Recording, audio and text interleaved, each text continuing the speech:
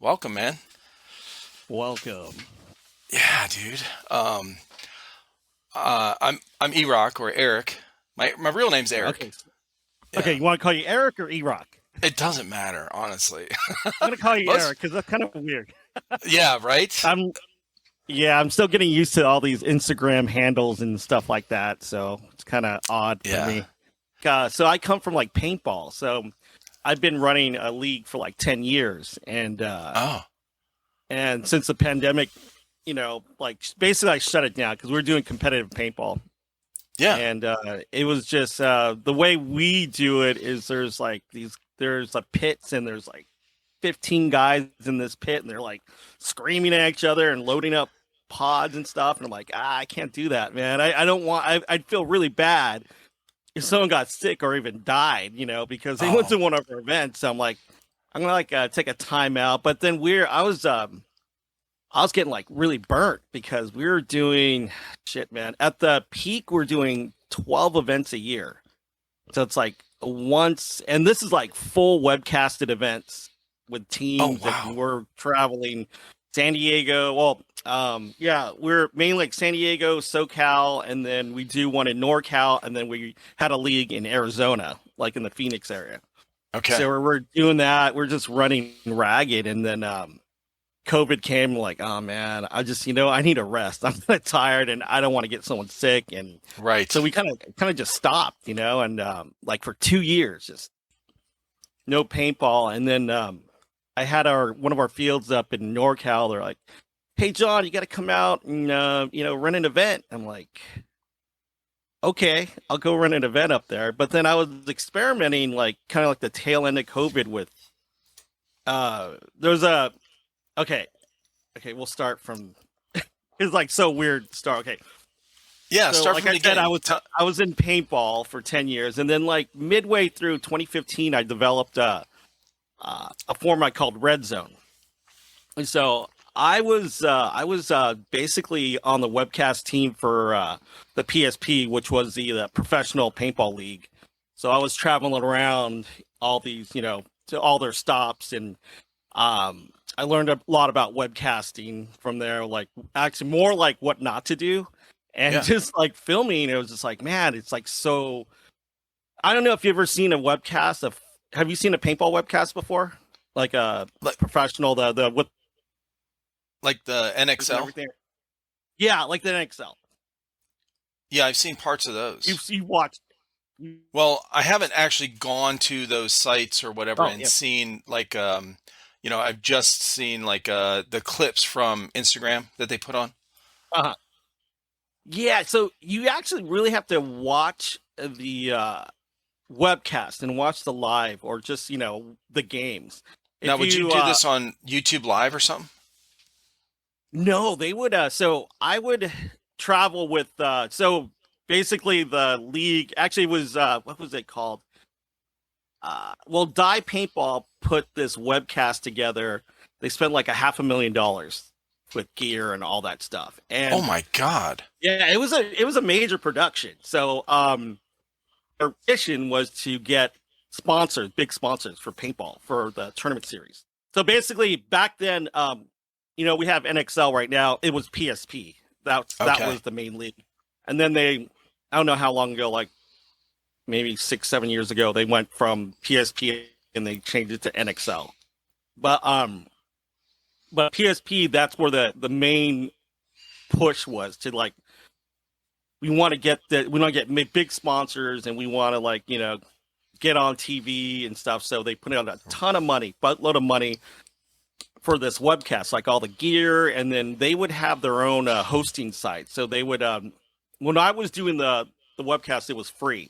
It Yeah. was like the free professional. Now they charge, but yeah, the main thing was they're trying to get sponsorships and stuff like that. But Right. what happened was they'd come out like I think one time Coors or I think Coors came out, like representatives to go check out, just the event and then check out the webcast to see if they want to like jump in on it. Yeah. And so the webcast was like going to be the main pull, it's going to, reel them in, this is going to be the thing. But Yeah. the format, it's just it's unwatchable. As far it's un you know it's watchable if you're on the stands, but it's almost impossible to film Mm. because you got two teams of five coming at each other, so you don't know where the action's supposed to be. And you got all those barricades, like you Yeah, have all the barriers, like people are hiding on purpose. yeah. So You you know? got people hiding. You got all this going on. So you don't know if the action's going to break out on the D side, like the far Right. side, or the close side with the snake, or the middle.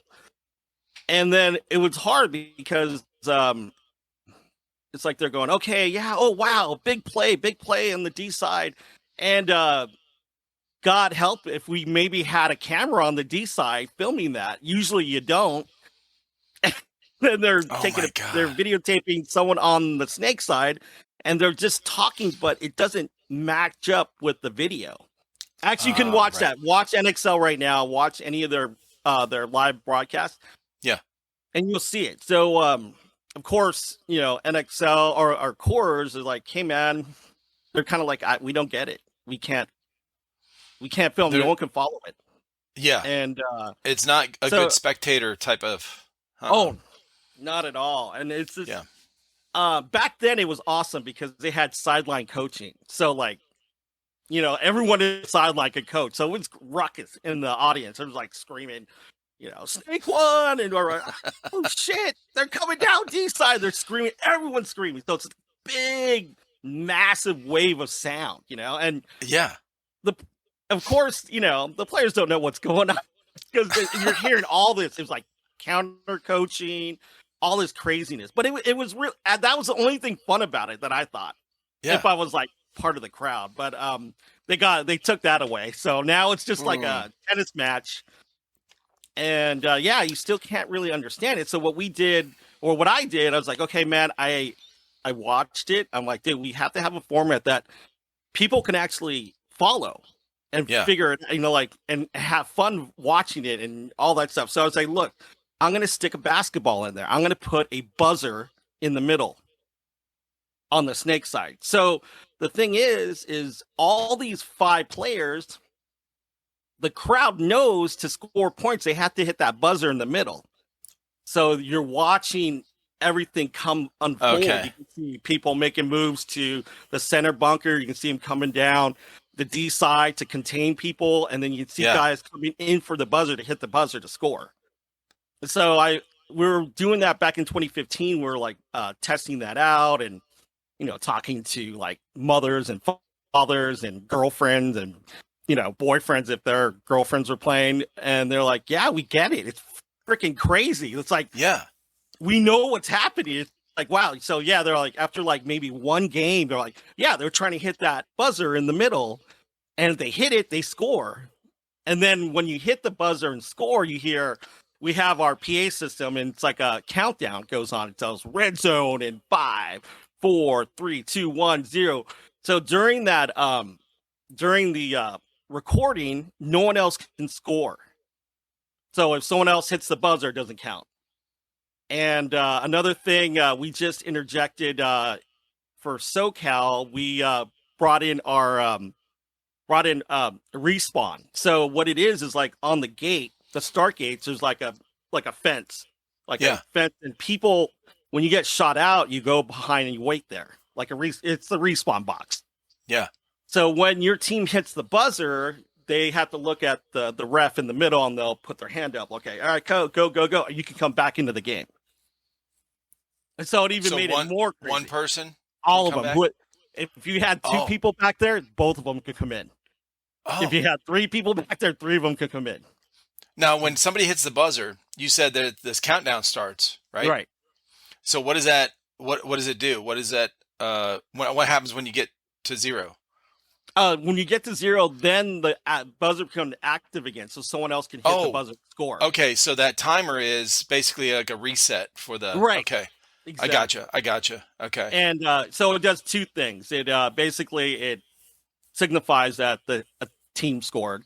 Yeah. And then another thing, it allows the team that scored their dead players to come back into the game.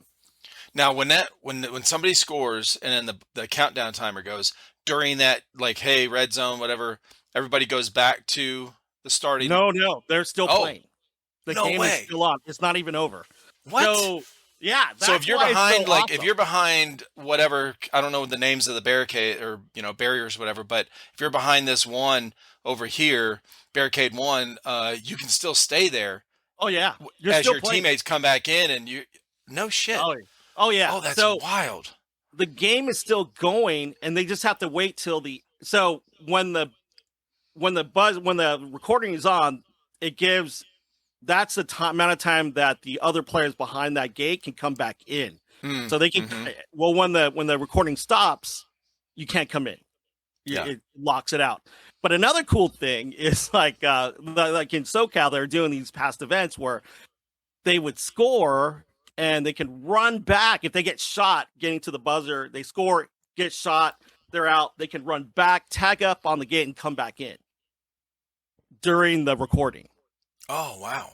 It's pretty awesome. It's like very controlled chaos, and Yeah. it's just really fun to watch. You're just Yeah, but it gives the game an objective besides just team deathmatch. exactly, and that was Yeah. and the thing is, it gave it a focal point. It's like a lot of high drama. One more thing that we just interjected this year. We brought in sideline coach. So you have each team has a sideline coach. They can't pass the 50-yard line, but they can tell Gotcha. their people like, all right, go for the buzzer right now, or shoot out snake one, or this and Oh, that. So they okay. can tell, their players. So another thing that the coach does is like if you're down to one player, they can concede the point. So we have a concede horn in the middle. So the coach has to go and hit that horn, hit the button, and then this horn goes off, and then it ends the game. Oh, So it's very fast, exciting, and it's just crazy. It's fun to watch. Everyone, the reason why I knew it was a winner because my wife would come with me to these, paintball. She would help me with the paintball tournament. yeah. And she totally hated paintball. I mean, she hated the format. It was it's like you said, it's just team deathmatch, and you It's don't not know fun to what's going watch. on. It's Uh, really slow, and mhm. and they're just sitting. Usually, they like sitting in the back and just dumping all kinds of paint Yes. or babies, and then it's really slow. But yeah, she hated that, and it's like when we start doing red zone, she's like, oh my god, there's a red zone match, and she'd run up to the tower and just watch. And the coolest story I got to say for airsoft was uh, we did our first indoor event at CQB City up in Stockton. And it was funny because Chief, he's the owner of CP City, and he's total Milsim dude all the way. Gotcha. Speedball, I don't want any part of it. Yeah. And he barely didn't even trust me. I mean, he's gone through like all these promoters that came up there were like Sure. really either iffy or they had nothing. They didn't, do what they said they're going to do. Everything turns out to, be a cluster F. And I've then heard there's about that. Yeah. like our first time up there, he was super skeptical of me. He was like, oh my, can he run this Sure. stuff? But he doesn't, he doesn't understand. I've been doing this for like 10 years. So it's like, I know what I'm doing. So it was great because, so it was like, oh, it's speedball, speed soft. I don't know. I don't know about this. And then he comes up. It was funny. They had like this second story viewing point where we looked down. We had our scorekeepers up there. So he Okay. comes up there. And then it was funny, like afterwards, like, yeah, John, I went up there and I was like, I'll just, just be the nice owner and just check it out. And I know it's not my cup of tea. I'm just going to leave, just watch for a second and leave. He was there the whole day watching it. No way. Whole day. He was just He got like, sucked oh, in. he got sucked in. Yeah. This format sucks you in as a spectator. And Yeah. at the end of the day, he's like, oh my God, John. Oh my God. We got to bet on this because it's so awesome. It's crazy. You can see it coming together. Like, like it's just, it's one of those formats where, yeah, it's just, you're like, it's not a train wreck, but it's just so fast. And you're like, oh my God, anything could happen. And, but yeah, he was totally into it. I was like, Actually, I was humble. I'm like, wow, this is great. Sure. Like he's like, this guy's been in the business for like decades, you know. And then for him to like actually like it, I was like, wow. So, Yeah. Did so you we, guys did yeah, you implement that kind of gameplay style while you were still in paintball? Is that yes, when you started it? Okay. Okay. yeah. So paintball is like a weird. It's really it's more advanced, you know, right now than airsoft is, but they're not too advanced. They don't like new things. Yeah. And that was a problem with our format. We even had pro players playing our format, you know, but they couldn't talk about it because their sponsors wouldn't let them talk Uh, about it. yeah. But they would play it and they enjoyed it, and it's just and that's the thing is like we did it at our own league, but you know we couldn't get traction in paintball because they're too headstrong into Mm, their that format, that which format. they've been running for God, man, I think since 2003. And Wow. the thing is like it hasn't gone anywhere, and they got to understand it's like, That's what I dude, feel like. you have to. And that's when I started with airsoft, and I met, you know, the airsoft community, and they're into like different gameplay, which is Right. insane. And Oh, it's the it's not most diverse kind of right. hobby or sport I've ever seen. Oh God. And I was happy as hell. I'm like, wow. And they played the format, and we were testing it out at SC Village. We're just doing getting a couple teams or whatever I can get, you know, players that just try it. And we basically did a stripped down version of it at Yeah. SC Village, you know, and they're digging on it. So like, okay, so we figured out, we adapted it to airsoft, and then that's when I took it up, ran it at SC Village, and we got everything kind of down. We took it up to like I said, we had to do a demo up in NorCal, and I said, hey, let me run an airsoft thing, and they're like, are you crazy? Airsoft? I'm like, yeah, just let me try it. And then it was a trip because oh, there it goes. We had, I didn't think we were gonna have that many people turn out. Maybe a handful of people, but ended up 10 teams came out to try it. Oh my God. And yeah, they For fell the in love first with it. time. They freaked out. First time we had Bro. 10 teams, and then That's the other the good thing second about, time we went up there, yeah. uh, yeah, the second time we did it, we had 15 teams. See, this is a good thing about trying new things in airsoft as opposed to other sports, Mhm. or let's say paintball or whatever. There, so many people are really excited about. Oh, something new. Oh, what are we doing? Like, there's a new kind of gameplay style. Yeah, let's go check it out. They're very, very open to all kind of. Oh, you got to wear costumes? Okay, it's a Halloween event. We're gonna dress up. Like they're Yeah, just very open and to try all different stuff. that's why I love the airsoft community, and they Yeah. kind of took me in. I'm like from SoCal, but they took me in as their own brothers, you know. And yeah, Oh, up in so NorCal? in NorCal, yeah. So it Oh, was you're a crazy. SoCal guy and you went to NorCal? Ew. Oh yeah, I know exactly, right. But I love them. They're Go great back to the people. valley, They're man. really, yeah, I know, right.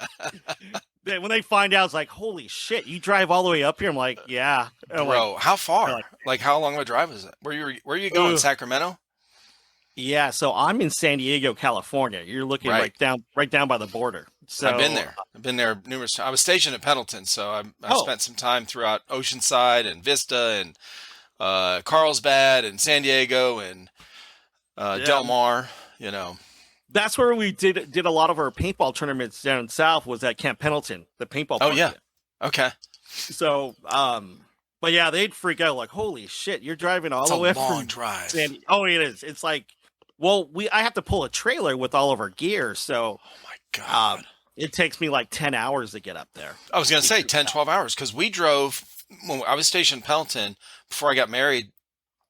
I had a couple years left in the Marine Corps. We went up to, me and my buddies went up to Yosemite National Park.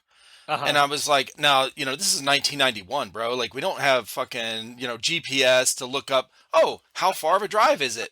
You don't, no, you got to pull out a paper map and plot that shit. Okay. So I'm thinking, I mean, how big is California? Come on. How big is it really? You know, okay, we're in the same state. It can't be that far. 2, 3 hours. No, fucking 6.5 hour drive. I said, holy shit. Damn. And that was just in the middle of the state, where Yosemite is.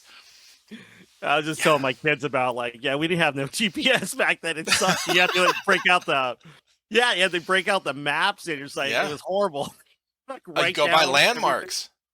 Yeah, man. Especially when you get off the freeways and there's some, off just kind of different roads that aren't well marked, or the you don't keep them up, so the signs are just worn off, and like you got to go stop and ask somebody, hey, where are we at here on the map? Or where's this? Oh yeah, you go down to this. There's a big car dealership that's kind of run down over here on the corner. Turn right there, But it's wild. Crazy. But okay. So after we did a few events, I think we did. Well, let me ask you this: why would you drive all the way up there? What you're in SoCal, you're in San Diego, you're having events. What made you? Because that's a big commitment. It is. It's not cheap. You got gas, you got however many days you got to do. I mean, that's a full day drive for sure. Oh yeah. So what kind of came up with that to make you go, okay, it's worth driving up here? You know what it is? It was the enthusiasm of how they wanted to play the format. And the thing is, I tried it in SoCal, but it didn't catch fire because it was mainly, God, I don't know. They're just into Speed QB mainly. Yeah. It was all Speed QB. And so we couldn't really get a foothold in my own area. Wow. So going up to NorCal, getting a foothold in there, and having teams really want to play the format, I'm like, okay, well, I have to go up there and we have to play this out. So another thing we did, like in paintball, we took us 5 years, but we created our own ranking system. So what it does, so our system, it basically, we can track an individual player, and it's kind of cool. So say, Eric, you make a profile on our page. It's kind of like Facebook in a way. So you put your picture up, you'll have your stats. You can add more pictures of yourself, a bio about yourself. You can put video links of you playing and all that stuff. Would you create a website for it, or just you added a page on your website? How did you do that? No, it's a total ranking system. We built it from scratch. What? So this thing is pretty, you have to it's ranksports.com, but check it out. So you can check out, you can go on the stats, and it'll list all the teams that played that year, and it'll see how many buzzers they scored, how many times they played and won. So the problem, another thing from paintball, which we found that was a problem, was how they rank their players. And the way they rank their players on, I think it's called, it's APPA back then, but now it's I forgot, PBI. I think that's what it is. But what they do is so your whole team, say, Eric, you're on a team, and everyone gets ranked to what the team did that year, but not the individual. So the problem that I was running into as a promoter, every year I would get the call, lots of calls, hey, John, we just played D5, or I just played D5 last year, and now I'm D4. I can't hack it in D4 because, I played on this team, but I hardly played, and I'm not good, and I'm not ready to go to D4. So I get those a lot, a ton of those. And I'm God, it kind of sucks because these guys, they get, they'll probably end up quitting because they can't hack it in a higher division. So you end up losing a player. So what we do is we see the player, we'll look up Eric's thing. You're hey, how many times has Eric's played? He played 20 games or 20 points this season. He actually played it and won 18 points, 18 games. He was alive. He won those games. okay, cool. He's actually pretty good, and he was in a top-rated team. You know what? I think he's ready to move up. Or there could be Eric. Oh yeah, he played 20 games. He only played no. He played 5 games Yeah, only for the whole season, and he like say 5 games out of like 30 games, and gotcha. he only won 1 game. So I'm Now, going to how do keep you? Eric there. I'm going to keep Eric Right. in that division. So last year we ran a whole season up in NorCal, like 4 events. The players had to buy ID cards. They have ID cards with their own ID card ID number on there. Which Hmm. when we go out there, we our paperwork we figure out who's playing that game, and Yeah. then we circle it, and then we have to input it later. I was just gonna ask, how does it get inputted? Yeah, we last year we did it. We imported it later because we just had all the paperwork. Yeah. But we're working on a barcode system where we just scan them in Mm. for each game. But that'll Now, probably be have you heard of skirmish? no, So no. I haven't. skirmish, uh, dude, I think if you're open to kind of upgrading, or not upgrading, but like passing on that kind of info to, or that kind of work to a system that's really kind of set up for that, for exactly what you're talking about, where you wouldn't have to have, you could focus more on hosting the events and getting these different fields and setting up more events or whatever. And the players, same thing, it's kind of like what your ID card you're talking about. So this is exactly what you're talking about. I had the guy on. If you want to check out the podcast, you can. I'll give you a little rundown on it, but I'm not sponsored by him. I had him on a podcast. I heard about it from call sign Honey Badger months and months ago. He talked about he went to a field and they had this thing, and I go, "What is that?" And he goes, "Skirmesh," and he showed me this bracelet he had. So it's an RFID card in here, a little chip, and then the guy that created it, him and his buddy, his background, he was in the Navy. The Navy sent him to MIT to work on a secret project for DARPA, and part of that was setting up a mesh system for drones to communicate at long distances away from whatever Wi-Fi point, that kind of thing. And this was kind of this came out of that after him and his brother went to a milsim and said, we don't even know who took what objective and what, we don't even know what's going on in the game during this thing. So anyway, what they do is this bracelet, same thing. It has a number on the back. When you buy a bracelet, you punch in that number, you register it on their website. Same exact thing you're talking about. Now, when I go to an event, they have, if that field has the skirmish system, they'll have, let's say your buzzer would have a box there. So when I go up, it knows, I tap it or I hit it with my bracelet, and now it registers in real time on their website that I took that objective, or that I hit that buzzer, or that I, whatever. So anyway, and these things are pretty crazy as far as what they can do. He can set up, it's all in the podcast.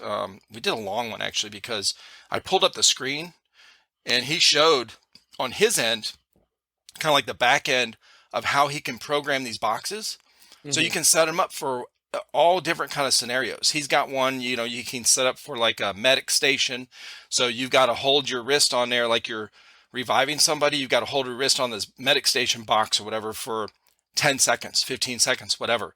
And it'll show you in real time who's being revived. And it's pretty in depth, but it's exactly what you're talking about, where you wouldn't. Well, maybe actually we're gonna run like a scenario game. So I'm hooking it with Storm the Poet. Storm. Oh, Poet, dude. So yes, we're gonna run Storm like the Poet. Poet. We're gonna run we're doing like a milsim kind of thing. We're teaming up to do something like that. That would work there. But yeah. It's like for what we're doing, it's more like we have to like get the. It's not like if they go by the buzzer, because every time you hit the buzzer, you don't score. You can get shot before. So it's all about Right. the referee like figuring out if you hit the Oh, buzzer I or not. got you. I So, got you. um, yeah. So at a tournament level, it'd be hard to make it work because it'd be Gotcha. yeah. Yeah, It's it'd just be it's more like refs and the scorekeepers. But for that sounds awesome. That would yeah, totally work for I'll like send you his info. I'll send you his website and stuff, and then you can check it out. But there's a lot of different indoor fields that are starting to pick it up and use it for their tournament play. In fact, KWA Tactical League, uh they're using it for their tournaments to register people, and because you go back to spawn, there's a box back there, so you got killed or whatever, and then that kind of thing. But yeah, I'll send you his info. But so yeah, your game style, uh, the brain, it's or I fast. guess the brainchild, or the spawn of this was the because somebody's sitting in the stands and you were trying to get like sponsors and this kind of thing for paintball, and you're like, this is boring as shit to watch. How can we add some elements in here to? And then you started thinking of how to make it more exciting. And man, I I have to say I have not seen one of those matches. I haven't watched one. I need to. I didn't know. Go. You know what you got to do is go on the Instagram and just scroll down or check all the videos. But I have like matches that we filmed, so Really? we actually run like a webcast as well for Yeah. our tournament. Um, so yeah, so we're basically a self-contained league. So Yeah. we have our own format, ranking system, scoring system, like actually event sign up system, and webcast Oh, that's and cool. photography. Yeah, that's what it needs. And the thing is, people don't realize. So we're Um, yeah. So, yeah, I'm actually gonna share the screen. I'm scrolling through your Instagram right now. I didn't realize that Hannah, who I just did a podcast with not long ago, oh yeah, I heard is that one. yeah.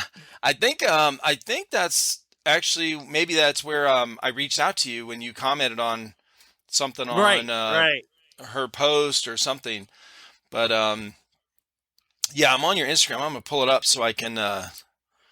I'll share the screen. You might have to click on watch stream, or it might just come up automatically for you. All right. So, are you able to see that?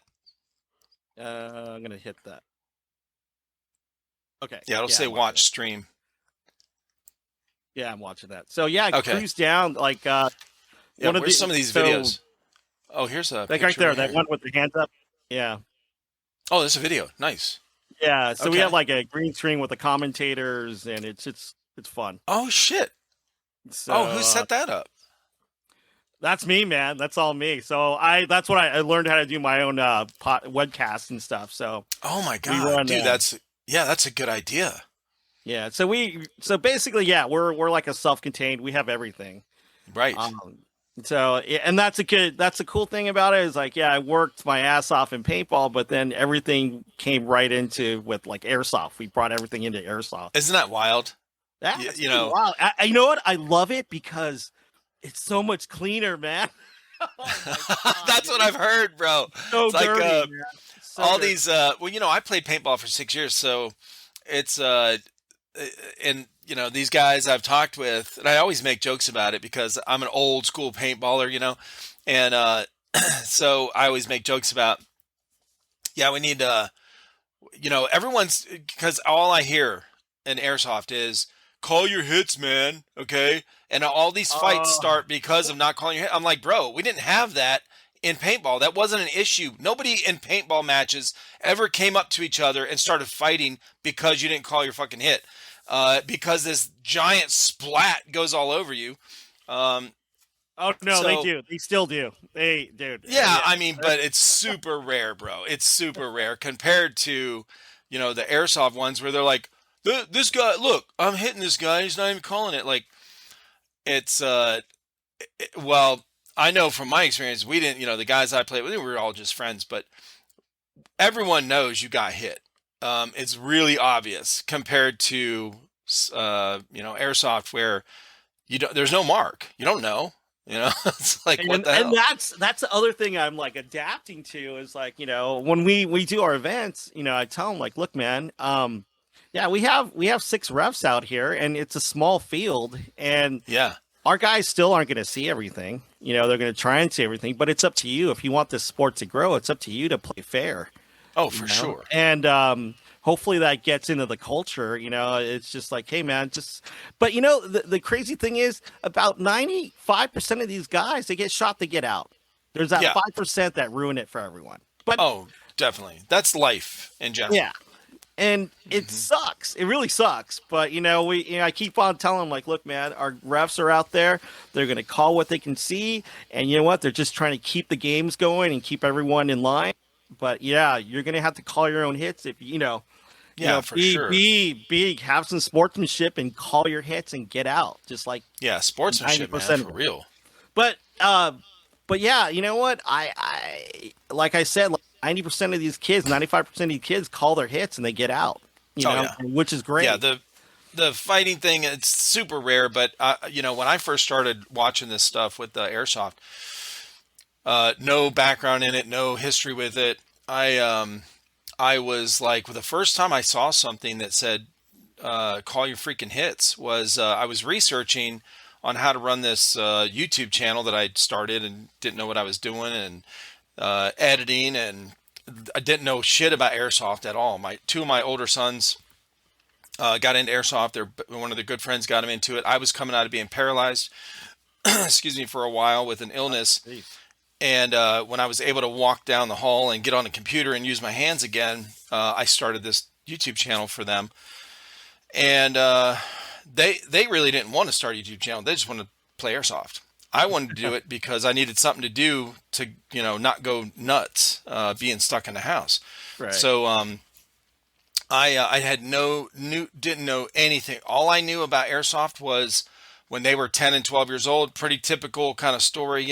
I bought them the clear springers, and they ran around the backyard and shot each other. And that was it. And so when they said they were getting airsoft, I'm like, okay, whatever, like that little kids game kind of thing.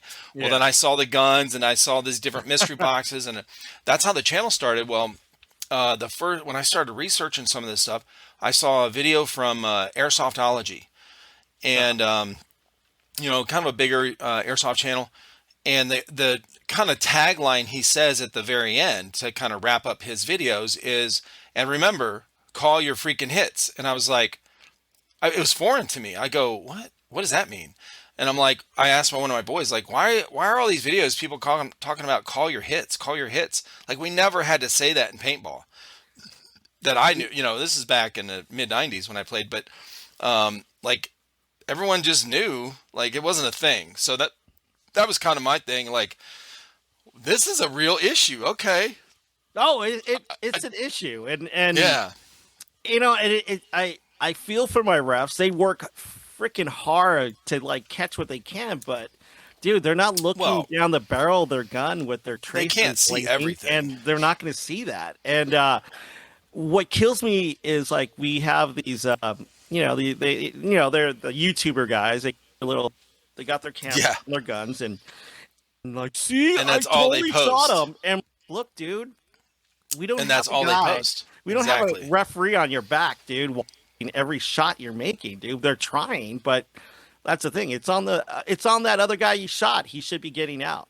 For sure. Now, let me ask you And this. When you guys do events, do you guys are you kind of restricted to using the refs that are at the venue that you're going to, or do you try to bring some of your own refs with you that that you've trained or whatever, that kind of thing?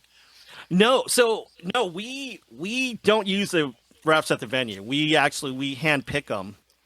Mm, And so that's what we're doing in SoCal right now. Like Hannah is like we brought her in, and I think we have around 6 or 7 refs that have come in, and like we're doing all these like scrim days, like they're like just get to know the format days, and we're bringing yeah. the same refs in, like, okay, guys, let's come together. This is what you're looking for. You're looking, if you're on the the back corner, you have to look down the lanes. You have to watch, and then you You're call out. training them. We have walkie talkies and stuff, and we have I actually got them shields for the guys on the corners.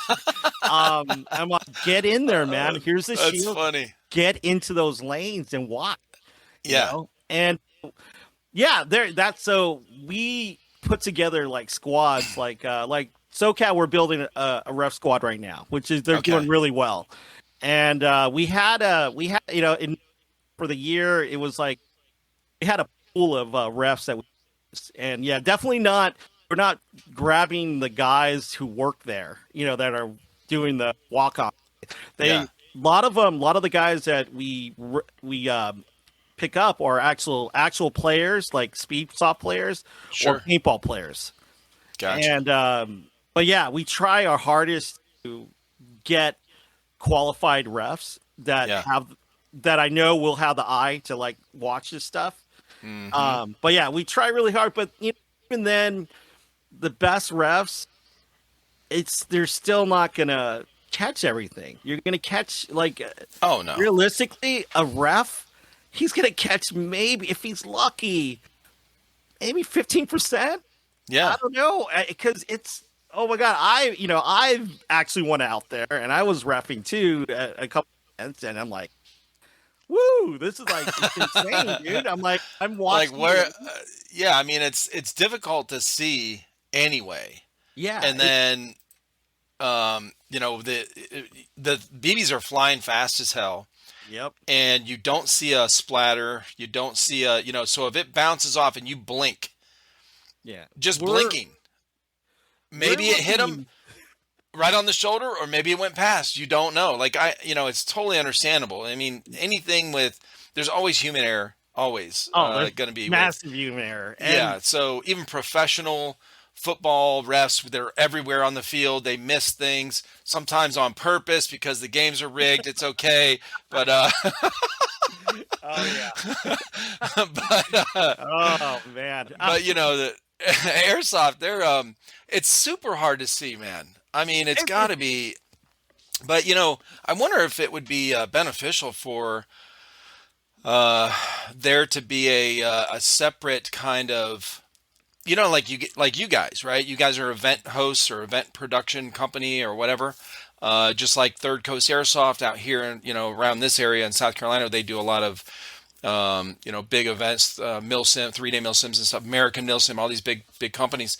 I wonder if it'd be worth it for, or I think what needs to happen for these tournaments to kind of get to the next level in this speed soft kind of arena is having a company that just trains airsoft refs. You know what I mean? Oh, you know And what? then Ubers them out. Okay, kind of like Uber. Like you go on the app, you pick a rep. Hey, I'm going to host an event in this area at this field. I need 3 refs that have this quality rating or whatever. Like standard rating or whatever. Like based on their experience, like years of experience, and also how many games they've refed, how good they've done, and their ratings from the field owners. I don't know, something like that, where you guys would have an option. Well, here's the hard thing. Yeah, Yeah. Here's the hard thing is it costs money. So, I know. I pay I for know. I make sure every person that works for me, they get paid. I have no Yeah. volunteers on my staff because That's good. dude, I don't want to put people like working and of course if They can't work for free, man. Like it just, it's Yeah, got to like- be. refs that look horrible. Yeah, yeah. That's what Yeah, and that actually that's came the up. problem. It's like Who was I talking with? Frosty, Luke, Speedsoft Luke, out here in Florida. One of those guys. These guys that I've talked to a handful of Speedsofters, like tournament players, like they're in the NSL, like playing, the NSL tournaments that had just come over here to America. Let me turn this off. And I was asking, because they made a comment like, hey, a lot of these refs are kind of volunteers, a lot of them are volunteering. They don't have a good system for, I know what he said. He made a comment about the NSL tournament saying that Caber, was one of the announcers for the one in Shot Zone Uh-huh. and the tournament in Shot Zone, and Caber made a comment like, "Hey, these refs, there needs to be something better." I can't remember what exactly what he said, but it's something about the refs are not being paid, or they're there's no he said something like there's no incentive for to be an airsoft ref.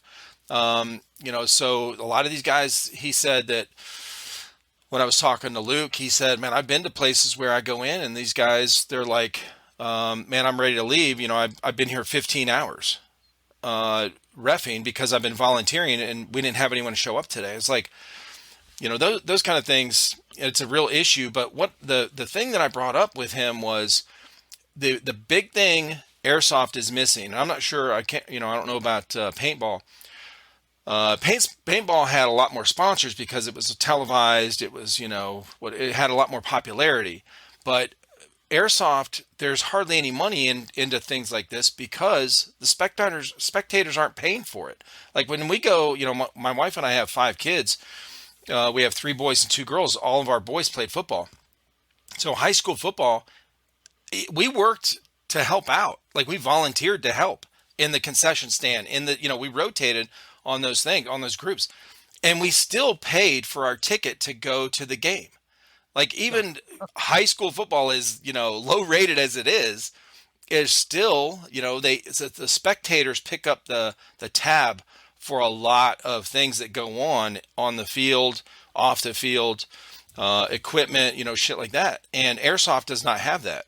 Airsoft does not have that spectator appeal, The like funny what we're thing is, talking about. let me tell you something. Don't get fooled by like paintball thinking they have fans, because they don't. No, they don't have Those spectators people- like that. But No, I they feel don't like have they've been spectators. around But longer, that they have more of a sponsor. Like most of those, they have a lot more professional teams that are sponsored. Like those guys on, the NXL and stuff. They're not paying out of their own pocket to buy They their are. own jersey. Really? They are. Oh yeah. Not many teams. Okay, there's 20 professional teams. Out of those, Okay. probably 5 of them get like full rides and actually get paid to play. A lot of these guys are out of pocket. But I They're mean, like paying the to get equipment their and paint- the paying paint. for equipment, No shit. plane tickets. Yes. What, It's not like bro? it's not what you think it is. I thought it was because maybe they've been around longer. They had some exposure with ESPN years ago. I used to No. watch it. It was like I thought somebody's sponsor would pick up some of that stuff. Here's the funny thing. Okay, you talk about ESPN. So Yeah. so back in 2016, there was a new league coming up at Camp Pendleton. It Yeah. was the guy who owned Camp Pendleton. He wanted to start his own professional league. Okay. So he tapped me and said, "Hey, John, can you run our webcast?" I'm like, "Yeah, sure, why not?" So it was all his equipment and stuff. But then the thing is, I got to talking to him, and he was part of MPPL back in the day Okay. when they were on ESPN. Gotcha. And the only See, that's what I watched. Okay. Yeah, so he was telling me, you're back, back then you're part of MPPL. So what the hell happened with the webcast? And from what he told me, he was like, "Oh yeah, man, it's just they couldn't film it at that time. It was 7-on-7. Okay, now you got 14 okay. guys on the field." And they're like, "We couldn't film it. We can't film it. We don't have enough cameras. We don't know where to point our cameras at." Right. You know what? What you can do? You can, if you do 2v2s or 1v1s, then we can actually follow these guys. But yeah. 7-on-7, that's 14 guys on the field, and we don't understand. That's so where to true, film. man. And Yeah, that's why, because you don't have you don't like football. It has a bigger ball. You can see what's going on. You Right. can see who has it and why everyone's chasing this one guy. Basketball, obviously, you can see who has the ball. Tennis, even, right? Go down to even like golf. It's super small. They still zoom in on the ball. You can see where it's going. right? And plus, it's very pretty. Golf courses are beautiful to look at. Ping pong, you can even follow yeah. the ball. Paintball, No. everyone's hiding. They're shooting. You can see now. The best thing about paintball is like the aftermath or the after videos where they do the slow-mos of the paint splatter. It's so colorful and that's cool. That's cool for 10 times.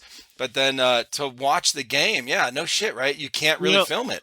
the funny thing is filming on the webcast, they only have one highlight moment on each game. It's like maybe the guy running down the snake and hitting the dude in Snake 2, or maybe someone running in each, or bunkering someone, but that's about it. That's it. Yeah. So that whole, like, these matches, like, just a point a game would last, like, God, man, like 3, 4, 5 minutes. And it's just constant. You got 3 guys in the back 3 bunkers, just laying out the fire, just shooting bunker. And it was just slow. And then they hit one guy on the other side, then they move up a little bit. And it gets really, it's not really fun to watch. And so he asked you, he started his own league or whatever, and he asked you to webcast, and then... Yeah, we did the webcast, and it was fine. I mean, I wish he would have kept on with it, but he stopped. He only did one, and but the takeaway from that, he just talked to me about. He sat me down, talked to me about what happened with ESPN and MPPL. Yeah, and they just couldn't. They couldn't ESPN, same thing. It was like, hey, we don't know how to film this because it's not. There's nothing we can follow. Right. That's exciting and attractive for people that actually don't play paintball. Like, everyone that has played paintball, probably moderately, like a decent amount. Like somebody that just played paintball once or twice, didn't really know. Oh, it's fun. Paintball's fun. It's fun. But they wouldn't even be able to kind of follow, like, if you're just watching on screen right here. I'm not at the game. I'm just watching here on TV. Like, I know what's happening, but who got hit where? Like, they can't zoom in fast enough to cover where it is. Yep. It's impossible. And that was the hardest thing about, like, a paintball webcast. It's like, dude, who do you keep that camera on? You know, and who should you be talking about as a commentator?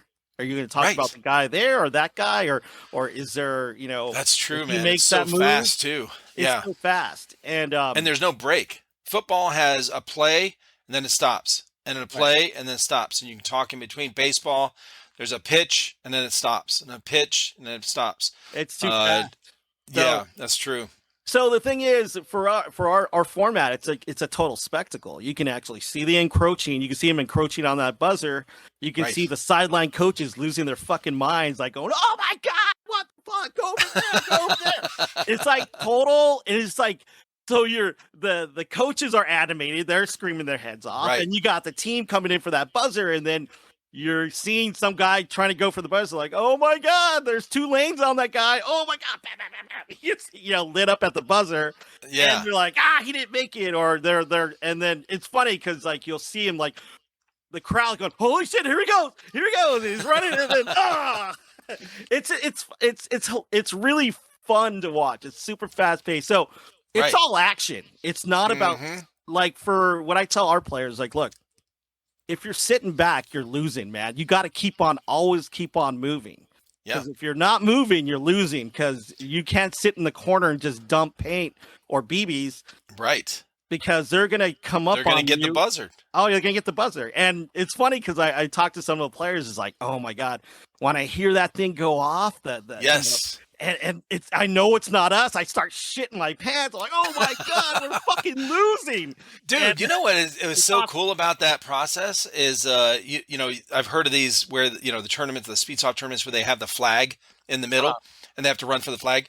But, which is cool too, because it gives that same type of thing and the objective or whatever. But there's no climactic kind of thing that happens when somebody grabs a flag. Like, it's, you don't know. It's quiet, but your buzzer, like, everyone's way, like, I know where my guys are, or maybe I'm the forward most player and I know I didn't hit it, and it goes off. You're like, shit. So it's got to add some cool effect to the game. But see, the great thing is, once you hit it, the game's not over. We're still going. Right. And that's the thing. It's like when you grab the flag, it's over. Basically. Now, do you have what is it? The recording that plays, you said that, when a buzzer hits, somebody hits the buzzer, it activates that recording that announces this countdown. So our referee, our head ref, has a push button RF remote. So we have like a little box, a red zone box, we plug into the PA system. So when they boom, it goes off. And that's cool. So, and then we play, and it's kind of cool. So, like in between points, or in between, when they're setting up again, where we're running like punk rock music, and it's fun. It's just a fun tournament, Oh, and that's it's cool. just it's cool stuff. And the commentary, we always get like, I try and find the most goofy guys I can, because it's supposed to be Right. entertaining. It's supposed to be Right. entertaining. It's not Oh, that's supposed to cool. be, oh, okay, here we go, off the break. Oh my Mhm. God, look, he's snake one, snake two. Oh, there's a guy in Dorito. And go listen to NXL, and it's like, the crazy thing about those guys is like they're commentators. They're trying to reach an audience, or they're trying to reach new people, but they're talking over their heads. No one's going to Uh-huh. understand unless you're a player. So it's not like, Yep. okay, they have to, win this point. If they don't win this point, they're going to lose the match, or Yeah. oh, this guy has to be over there, or they have to like dumb it down. And that's why I love the commentaries we get. They're like so goofy, and they're like, oh my God, oh shit. They're running for the most. Oh, he got lit up. Oh fuck. Holy shit. They're like screaming and shit, and Right. it's just fun, and you keep watching it because you don't know what these guys are going to say next, or what's going to happen. But yeah, so for me, it's like, it's all about like, my main mission is to get people to watch this stuff and make a format that people, like anyone off the street, For can come watch. spectators. Yes. Yeah, because that's where the Well, I want to thank money you is. from my It's perspective, not about because selling I beer. am a spectator. No. Yes, But yeah. I've never played airsoft. Oh, you I haven't? played paintball years. No, I played paintball, and then when my boys started doing this, like I said, I was coming out of being paralyzed. I can't. I could go out and play. I walk very slow, whatever. If somebody saw me from the street and I'm just walking down the street, they just think, oh, he just, like normal. But yeah, I don't walk very far. I definitely can't run, or jog even. So I haven't gone out and played with these guys, because they go to 3-day milsims, and I went to Oh. two of them. I went to two of them with them just as press, and Uh-huh. I can walk about a mile total in a couple hour time span, before my legs are basically, I'm gonna be crawling. I won't be able to walk We're for going to have to like get another you a tank. 5 hours. So So you can just hang out. yes, that's what everyone's suggesting, is a wheelchair, or with guns on it. There's actually a guy in the UK, call sign Wheels. I follow him on Instagram. He was paralyzed with injury. He was a former British Army, I think Special Forces, but I'm not sure. But he got injured and was paralyzed from the waist down, and he's starting to recover now. And but he goes out there in a wheelchair and plays. And so Oh. guys are like, hey, you can go out there in this, you could go out there but the best thing would be a technical for sure. Get out there with one of the machine guns and ride around with that. But Oh, yeah. yeah, so as somebody on the outside of airsoft looking in, I'm always looking for a better way to watch this stuff. Besides like the more common popular videos from the YouTubers, Kiki Mustang, his videos are really fun to watch.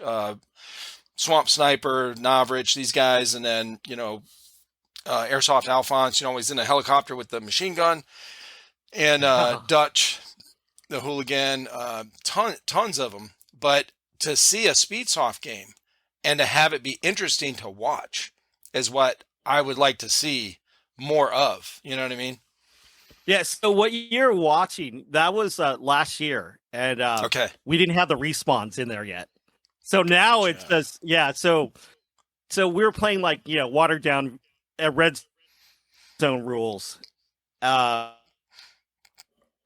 so what was the first iteration of your game? So it was like, the first iteration was what we're doing in SoCal right now with the respawns and the sideline coach. So Oh, we didn't, so at NorCal, we didn't have respawns and we didn't have a sideline coach. So they're so just you didn't playing have on that. the buzzer. You just had the buzzer, and that was Right. it. And then it was kind of like a reset. Okay, you got the point. Now you go back. Oh, no. They Oh. got to, well, when they hit the buzzer, they still hear the red zone thing. But if you get Oh. shot out, you're out. Oh, gotcha. So there Okay. was no Okay. respawning. But we added that in this year because we're like, okay, because we didn't want to like roll everything out at once because it'll Yeah. scare people. It's like too much. And we want to do like incremental, but then after, just doing it for a year, like, oh my God, these guys are ready. Yeah. And so we tried it out and they freaking love it. And it's here's the funniest thing is, so paintball is all about, violence and, oh yeah, we love, wrecking people and crap like that. But when we're doing paintball, Yeah. the red zone, they're too afraid to play it. Why? That's a crazy thing because they said it was too violent. Because it's too, like, there's an objective now in the middle. Somebody's got to get that buzzer, and Yeah. they're used to just hanging back and doing this thing behind there. Okay, laying down covering fire. Yeah. So that's the funny thing is like, wow, the airsofters, they fucking love it. And they want Right. more of it. And for paintball, it was The a certain hardcore type. It was- paintballers. Yeah. Only the hardcore of the hardcore paintballers played it. That's why we got Yeah. pros and stuff playing it. But the other guys are too scared to play it. That's They're like, no, wild. it's too violent.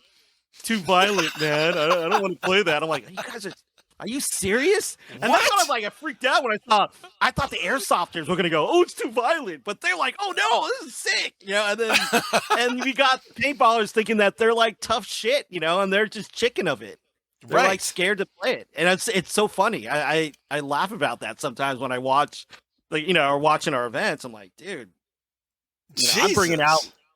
I think the most teams we had at an event, we did like 18. We had like 18 teams, and Damn. but yeah, it was That's a a trip. lot. It is a trip because I can't believe. Well, look, so anyone watching or listening, if you want to play Red Zone for Airsoft, don't be a little bitch. It's only for Hey, you big guys- boys and big girls only, okay? That's it. dude, airsofters. You're a lot tougher than the paintballers I know, and they're all the hard. I'm in SoCal. I'm like, Bro. this is where the shit hits the fan when it comes to tournament paintball and Yeah. airsoft. And the ballers down there, the paintballers couldn't handle the format. It was too. Damn, we're calling you out. Yeah, I'd call them out all day. They know who I For am. real. Well, see, you can too, because you played it. Oh yeah, You came from that world. dude. I'm part of that world. So, but yeah, I dig it. I still love it, and God, it's just gonna be. I feel, it's gonna just take off because I feel like airsoft is so cheap to play, Yeah. and Yeah, once you get your setup, man, the God, so the cheap. BBs are so cheap compared to paint. Even if you have to buy one of those monk guns at $2,200, Bro. you're gonna have that gun, and that's all you need, and you're gonna make up that money shooting BBs instead of paint. Because That's these true. kids are shooting. God, they'll go to practice at a paintball tournament, like a paintball tournament team practicing. They're doing like $100 a day. Yeah. A day. Yeah, That's and craziness. when they do their tournaments, each player up to between $300 to maybe $1,000 to play one event. One event. God. And That's insane. the airsofters right now, I don't know what NSL charges, but I should be charging a lot more for what we're doing. Yeah. I might have to because gas is just kicking my ass. I was gonna Oh my say, dude, God, how? Yeah. How? no, I kept our price the same. So here's the crazy thing. So BQB, they're running events for a $125 an event, Gotcha. and that's What is that? Like is that a team cost or a per player cost? Like how does that a work? I team? don't know. That's a team. Okay. That's a whole team. Gotcha. And I was kind of nervous because I came in at 225, I think. Yeah. And we're like almost double speed QB, but we still flourished up in NorCal.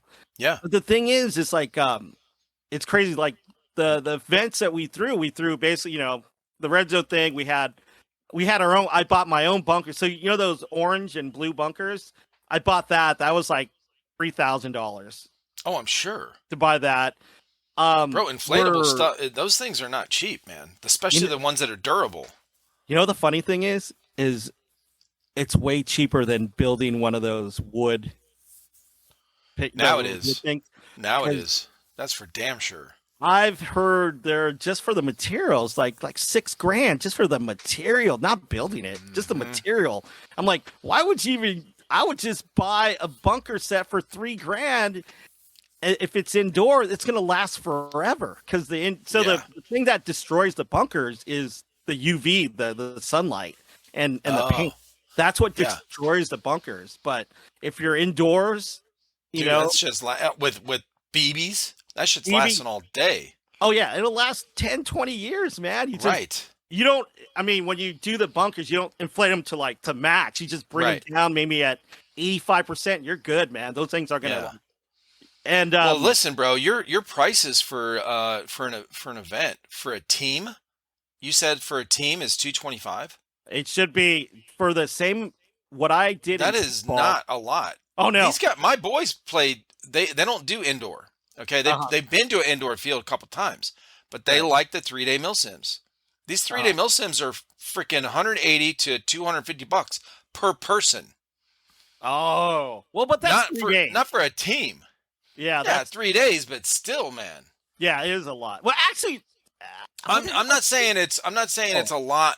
I'm not saying it's too much for these event hosts to charge per player because they've got these guys like Third Coast. They rent GTI, which is a government training institute down here in Barnwell, South yeah. Carolina. It's a huge AO. I don't know the acreage, but it's giant. Okay, like Uh-huh. like SWAT teams use it. FBI uses it for real steel training, like all kind of shit like this. And not only that, the Third Coast they get a helicopter. Well, they have a little bird in there with a little, with a Oh wow. pilot. Like, yeah, it's craziness. Like super. It's a huge event. It's big, big AO, all kind of shit going on. They got medics around. They got all kind of stuff that they have to pay for. So I'm not saying it's too much for their tickets. I'm saying as far as Right. milsim players go, they're used to paying this per person. And I remember when I was talking to Baby Goat a few weeks ago, Uh-huh. he he was like, it's we charge, it's $500 for the team, and I'm like, that's not that much, bro. Like that's two people for these Milsim events when we do ours. So, but anyway, yeah, that's when you got it all your expenses involved, and especially people don't understand when you're traveling, Uh-huh. Yeah. dude. And what are you going to do if you have to stay overnight? If it's a 10-hour drive, you're not going to drive back after the event. You're going to be fucking exhausted.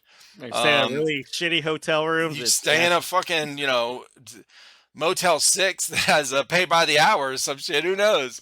basically. Um, Yeah. it But smells like cat piss when you open the door. Okay. oh god. Yeah, that's yeah. Yeah, but you're right. And then the thing is, yeah, I should be I mean, what I did for paintball, like with the webcast and everything, we're charging upwards to like 500 to like $800 a team. Gotcha.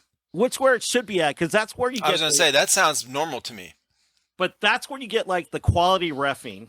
Because Yeah. you pay everybody. You get Right. the quality refing, you get a webcast, you get a really good organization that, scheduling and Yeah. everything's like on. But yeah, that's the thing. A lot of people don't understand. It's like it costs money to run these events, and it's not cheap. And Duh. And you can't do it for free. Like this is, I know I don't know why people are so weirded out about somebody making a profit, but right, like it's okay, dude. Like and I said this before on a podcast, like, hey, we all know, we should know. So all airsofters out there, look, especially if you're young, if you're just getting into it, you don't understand how life works and how the world runs and how business works. Uh, Nothing is free. Nothing. Zero anything is free. And not just monetarily, but just in the universe itself, nothing is free. If you want some heat and you don't have these modern conveniences that we have, you have to go out and do some energy. You have to spend some energy to get some kind of heat for yourself if you're in the cold. Okay. You have to chop down something or break up some sticks, try to start a fire, with your hands. Okay. Like this is the universe is just that way. making a profit to account for your time and resources and wear and tear on your vehicle, and your tires are fucking expensive, okay? And Yeah. trailer tires always bust, all right? So you know, these things are things that people that don't ever start a business, they really don't understand what goes into it.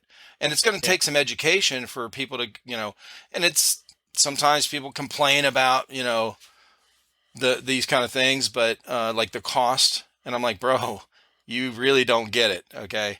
Like if No, you they want don't these kind care. of events, and you want these events to, all airsofters want better events, then it takes money. I don't. That's not a Hey, bad thing. man. It's not evil, okay? I, This takes money to run it. That's what it yeah, is. and talking to these airsoft guys, like you guys really don't pay much. Even if you had to pay $100 a player, you're still making out.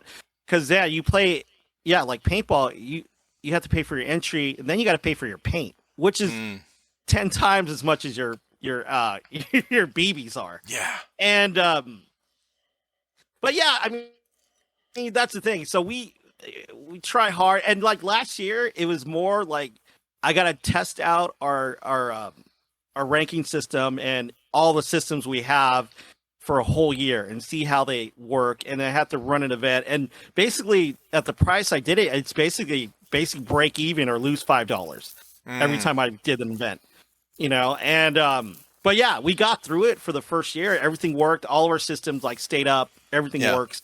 And right now it's like, yeah, we're trying. So we built, NorCal, they know about us already. So SoCal, that's why this year is more, we're trying to get into SoCal and get them into the program. So then Yeah. now I kind of like doing things slow because I want to make sure they're ready to go Mm, instead of going too fast gotcha. and then scaring people off. Well, I was just going to ask So you if you kind of added some different things to your events over the years, what it sounded like, and then do you have any more plans right now that ideas that you've thought of, like, oh, what if we add this in, that maybe you're thinking about doing. You don't have if you oh do and you don't want to announce it yet, it's fine. I just I know how these things go where you're as you watch it and as you watch it unfold, all these different teams playing and bigger tournaments, especially when you have a lot of people. If you have a real big bigger tournament, you get a better perspective of, oh, I see what we can do here to change, maybe a timer or make some oh, adjustments. you know what? We made a ton of adjustments last year. Okay. And one of the major adjustments we did is we were following like Speed QB and the other events. They're doing double elimination, like for Mm, the format, and mm-hmm. we did it a couple times, and I'm like, oh man, it kind of sucked because I'm like, wow. So if you lose twice, you're out. I'm like, oh, that kind of sucks. So they come all the way out to play two matches and they're Yeah. gone. And I'm like, we had a team from LA come up to Sacramento, Mm. or actually Fairfield, that area, and they played only two matches and they're out. I Oh shit. felt so bad. I'm like, Yeah. this is crap, dude. I'm like, so I'm like, I'm gonna go paintball. Everyone's gonna be guaranteed 4 matches. And Mm. yeah, that was one of the major changes we did. So like everyone got 4 matches, no matter what. And then Huh. we went from there. So we want to give more back to the players because I really Right. did feel bad about like guys going 2 and out. It kind of sucked. Oh, for And sure. and you know what I didn't explain is like, so our ranking system, right now we have 2 levels. There's a amateur A, which is the top level, and amateur B. So what we did was like, so at NorCal, we did a bunch of scrim days like we're doing down here in SoCal. Yeah. And then we figured out who were the AM A teams and who were the AM B teams. So like skill wise. So Mm-hmm. we basically split them up. So we had like, AM A, I think, let's see. I got to give shout out to these guys. So our AM A division guys up in Yeah. NorCal were DVS. Are you looking at your website? No, I'm looking at this. I made notes. So good, good. Yeah, I feel good for bad you. because I don't want to mess anybody's name. No, So you go. Yeah, go on. our AMA guys were DVS, Killshot Mafia, Taternator / Asylum, ROK, Savage, and the Tacos. And then we had an amateur B division, which were DV8, their sister team, Cryptic, Grubs, Los Malditos, Deadline Mob, and those are the B teams. So so we had two divisions the whole year. So it was good because like we don't. For me, I want it to be as fair as possible. I saw a lot of like I can't do open events because it's just like a slaughter. You'll have this Yeah. one team and just get Right. they're not gonna. I want them to have a fighting chance. Yeah, So, exactly. So how do you do the four? How do you guarantee the four matches? So how do you match up, or how does somebody? How do they get eliminated? I guess after the four. What do you have to lose Oh. all four, or Oh no. what do they call it? Like a round robin or something where they So what we do is I split it up in two divisions, and then actually we input it into our system, and it creates the round robin for the four matches. And so we basically take, depending on how many teams we have, if it's like, say we had 10 teams in each division, the top 4 will make it to the finals, basically. And then, so how do you adjust for each game? Do the teams get points? yes. So okay. So that's how you account for.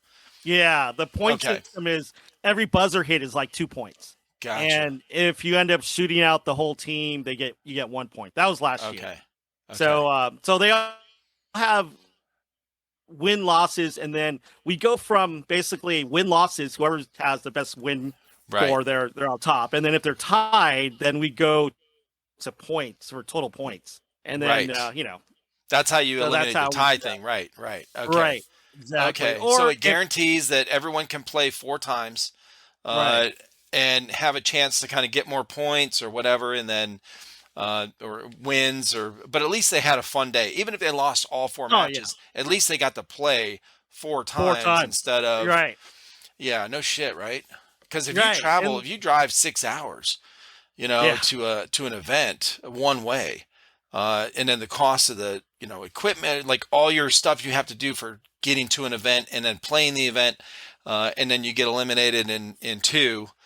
That would be so. I would, if I was on a team, I'd be like, okay, we're not doing that one next year because it's too much cost compared to reward. You know what I mean? Like, right. Yeah. Okay. So that's good. You guys are making some adjustments on the fly. Yeah, I think that was the major adjustment we did, and then I don't know if we did anything else. No, we I think we upgraded our score software and stuff like that, but our timer. But yeah, it's so. How do you do how do you guys, or when you guys are done with the whole day, right? Or the whole event, I guess.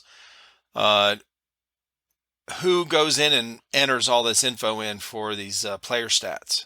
Like, and how do you keep track of player stats during the tournament? Like, is there scorekeepers? Yeah. So we have worksheets. So it's basically a worksheet. So like each match will have every team member listed on there. Yeah. So we have our corner refs. They go up and go, okay, who's playing this round? Who's playing this game? Okay, they cross out whoever's not playing, and then that's on the worksheet. And then if they win, if they survive the match, we have all the live players check in with one of the stats guys, and they write down if they survive. So we're last year, I think we're counting buzzer hits, how many games you played, how many games you won and you lost, and your survivability. So if you played a point, did you make it to the end of the point? So we try to figure out if you're like alive or not. And so that's what we're tracking last year. And the great thing about that is another thing is funny, what I brought over from paintball was it was funny because coaches would basically, they steal players from everyone. They'll find the good players. Right. So this actually makes their job a little bit easier because they can go on Right. the site and look up the whole team, and they can like pick out the names. Like, oh damn, this guy hit like 20 buzzers. Oh my god, I want this guy next year. Yeah. And it's more like a scouting thing, like a tool. Sure. So, but another thing is, maybe one day. So what is that website? Do you mind if I bring it up? Oh sure. Ranked sports with a Z.com.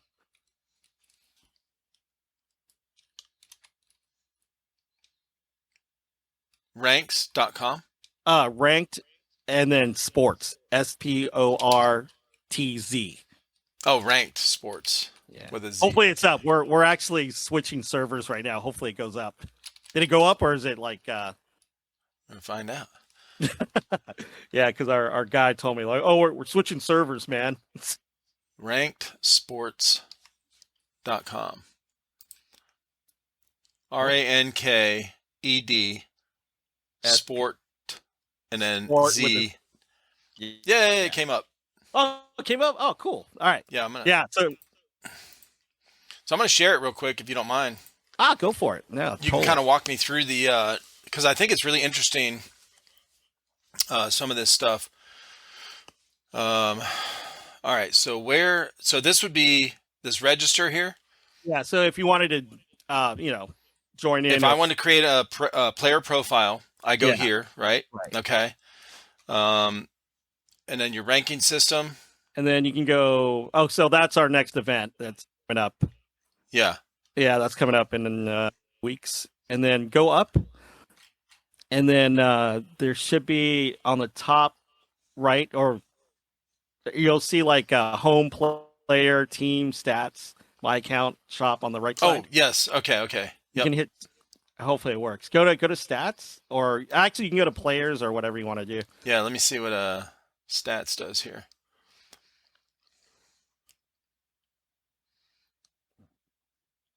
So so that'll be, those are like the team stats for. We didn't get the last one up yet, but those are like from our third event. So they have their season points, and then they have buzzer hits, concedes. So concede means that they won, they shot everyone else on the other side, so you get a point for that. And gotcha. Okay. Yeah. So, and then you can go to players. Yep. Here we go. So you can look up anyone you want, and you can search for them. So if you know their name, you can check them out. Oh, really? Yeah. So who's somebody you know that I could search? Let's see. Actually,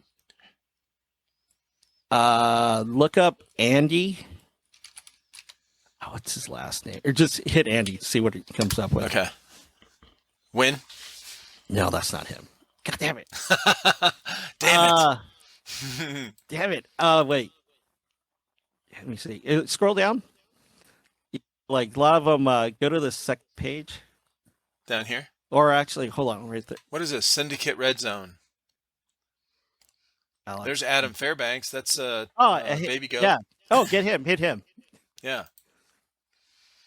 Shout out Adam. What's up, dude? Hell yeah. Okay. So there's like his stats, and then actually it'll tell you each game they played in. So, and if they won or lost. So if you scroll down, this is a lot of info. You got to do this for every match, for every player. Whoo! Yeah. Boy.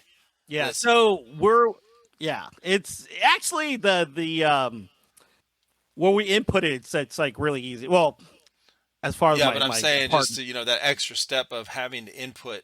Oh yeah, it's not it's intense, I guess, but I mean it should be done. What do you on this site? Are you and I'm just asking questions, man. I don't know. I don't know how any of this stuff, but so I'm not trying to suggest, hey, do it better this way or whatever. I'm really just asking. But would you be able to pull this up? Like, say somebody that's at the field for these tournaments, one of your guys, had a one of those tablets, like in the NFL, they got those Microsoft tablet things.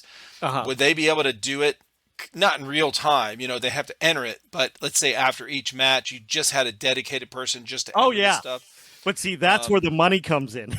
right, exactly. Yes. That's where the money Okay, comes in. okay, I Oh, gotcha. definitely. Yeah, you So can do it it. could be done. Oh Yeah. yeah, it Okay. definitely could be done. And what we're working on right now is that QR code system where we can actually go, okay, Okay. Adam's right there. Okay, we can press like, did you're alive this match? We hit alive this match, and then scan it. Boom, it'll go right on there. Or Right. did you score a buzzer? Boom, you can like scan this code. All right, you scored a buzzer on this match, and it'll like go to Huh. that certain match. That's a good But idea. Okay, so I gotcha. we're still yeah, we wanted it. We're basically kind of trying. We're like testing the integrity of the site. That's why we did it all on paper. Just wanted to make sure here we're working on. Well, they the QR code's kind of set up right now, but we're waiting Still to kind of testing. implement it. Yeah, we're still kind Yeah. of testing, but Yeah, that's we part of the did our process. we did RF. Did we do RF? I think, but that was a long time ago. That was like 3 years ago. Hmm. RF or QR, but it was just so the technology was so lame back. And now it's I so was going to much say the faster. QR, dude, you can create QR codes now. I have we're nobody. Like we're really, literally nobody. Okay. And we have business cards with a QR code on it that somebody points their camera at from their phone, and it brings up our website automatically. Oh So yeah, it's you can awesome. program those QR codes really simply, Oh yeah, and for like each different thing for your match. So like your exactly. buzzer hit, your respawn, your kill, your Yeah, whatever, you and know. that's what we're gonna do. That's what Oh, the programmers are doing there right you now. go. So That'll streamline it. yeah, they're working on that. They said it'd be up by June or something, or May. So they're almost done with it. But Now yeah, look, we're looking at Adam. I got to call Adam out here. Okay. Uh, you only had one buzzer hit, bro. Okay, that is unacceptable. Unacceptable. All right. yeah, but yeah, it's the thing is, yeah, like I said, like money is gonna like help us do so much cooler things for the people. Have But you yeah, guys thought about doing a not GoFundMe? What's the startup one? Uh, shit. The start. You know all these different startup yeah, companies. They right, use yeah, I well, I forgot don't know what why it I was. can't think of it. But anyway, yeah. Yeah, I That, know what you're talking about. have you thought of setting up something like that for you guys to implement some of these things? I'm thinking about, but you know what we're waiting for? So here's the thing. Yeah. So we actually have a huge sponsor coming on board. Well, they're already on board, Okay. but what's happening right now? It's actually a new gun that's coming out, Oh, and has it been announced yet? sort of. They're Okay. leaking it, but they want to. They're using us as like the marketing platform for it. Really? What they're going to do is they're going to send us everywhere. We might be in South Carolina, Indianapolis, New York, Florida. They want to send us to all these places with the gun because they like the format. They're like, wow, it's Yeah. your format's fucking amazing, and we're building it. So it's we're building this gun for your format. Basically, it's based. How did this come about? Did you because of your connections from the past Yeah, and yeah, webcasting and shit? yeah. So a lot of Really? it's mainly from like the paintball industry. Like Yeah. they saw what I was doing, and then certain people contact me, and they're like, "Okay, dude, we're gonna make a paint airsoft gun, and I want you guys. I know they know our track record with Right. paintball. Like, dude, because I mean, like I said before, we're full media. We emphasize on the media Right. part." And they love the format from back in the day. They love the red zone format. They know it's Yeah. watchable. And like we want you to be the league that pushes this gun out. And we Well, want you not to only be that, but when a company like this, whoever it is, if I was looking at you to try to, push a product or a service or whatever, I'm looking at history, obviously, like your resume, and you've got a right. long history in it. You haven't quit, okay? You're adjusting on the fly. and you keep you're putting your energy and time and resources into what you're doing, so obviously you believe in it. Okay.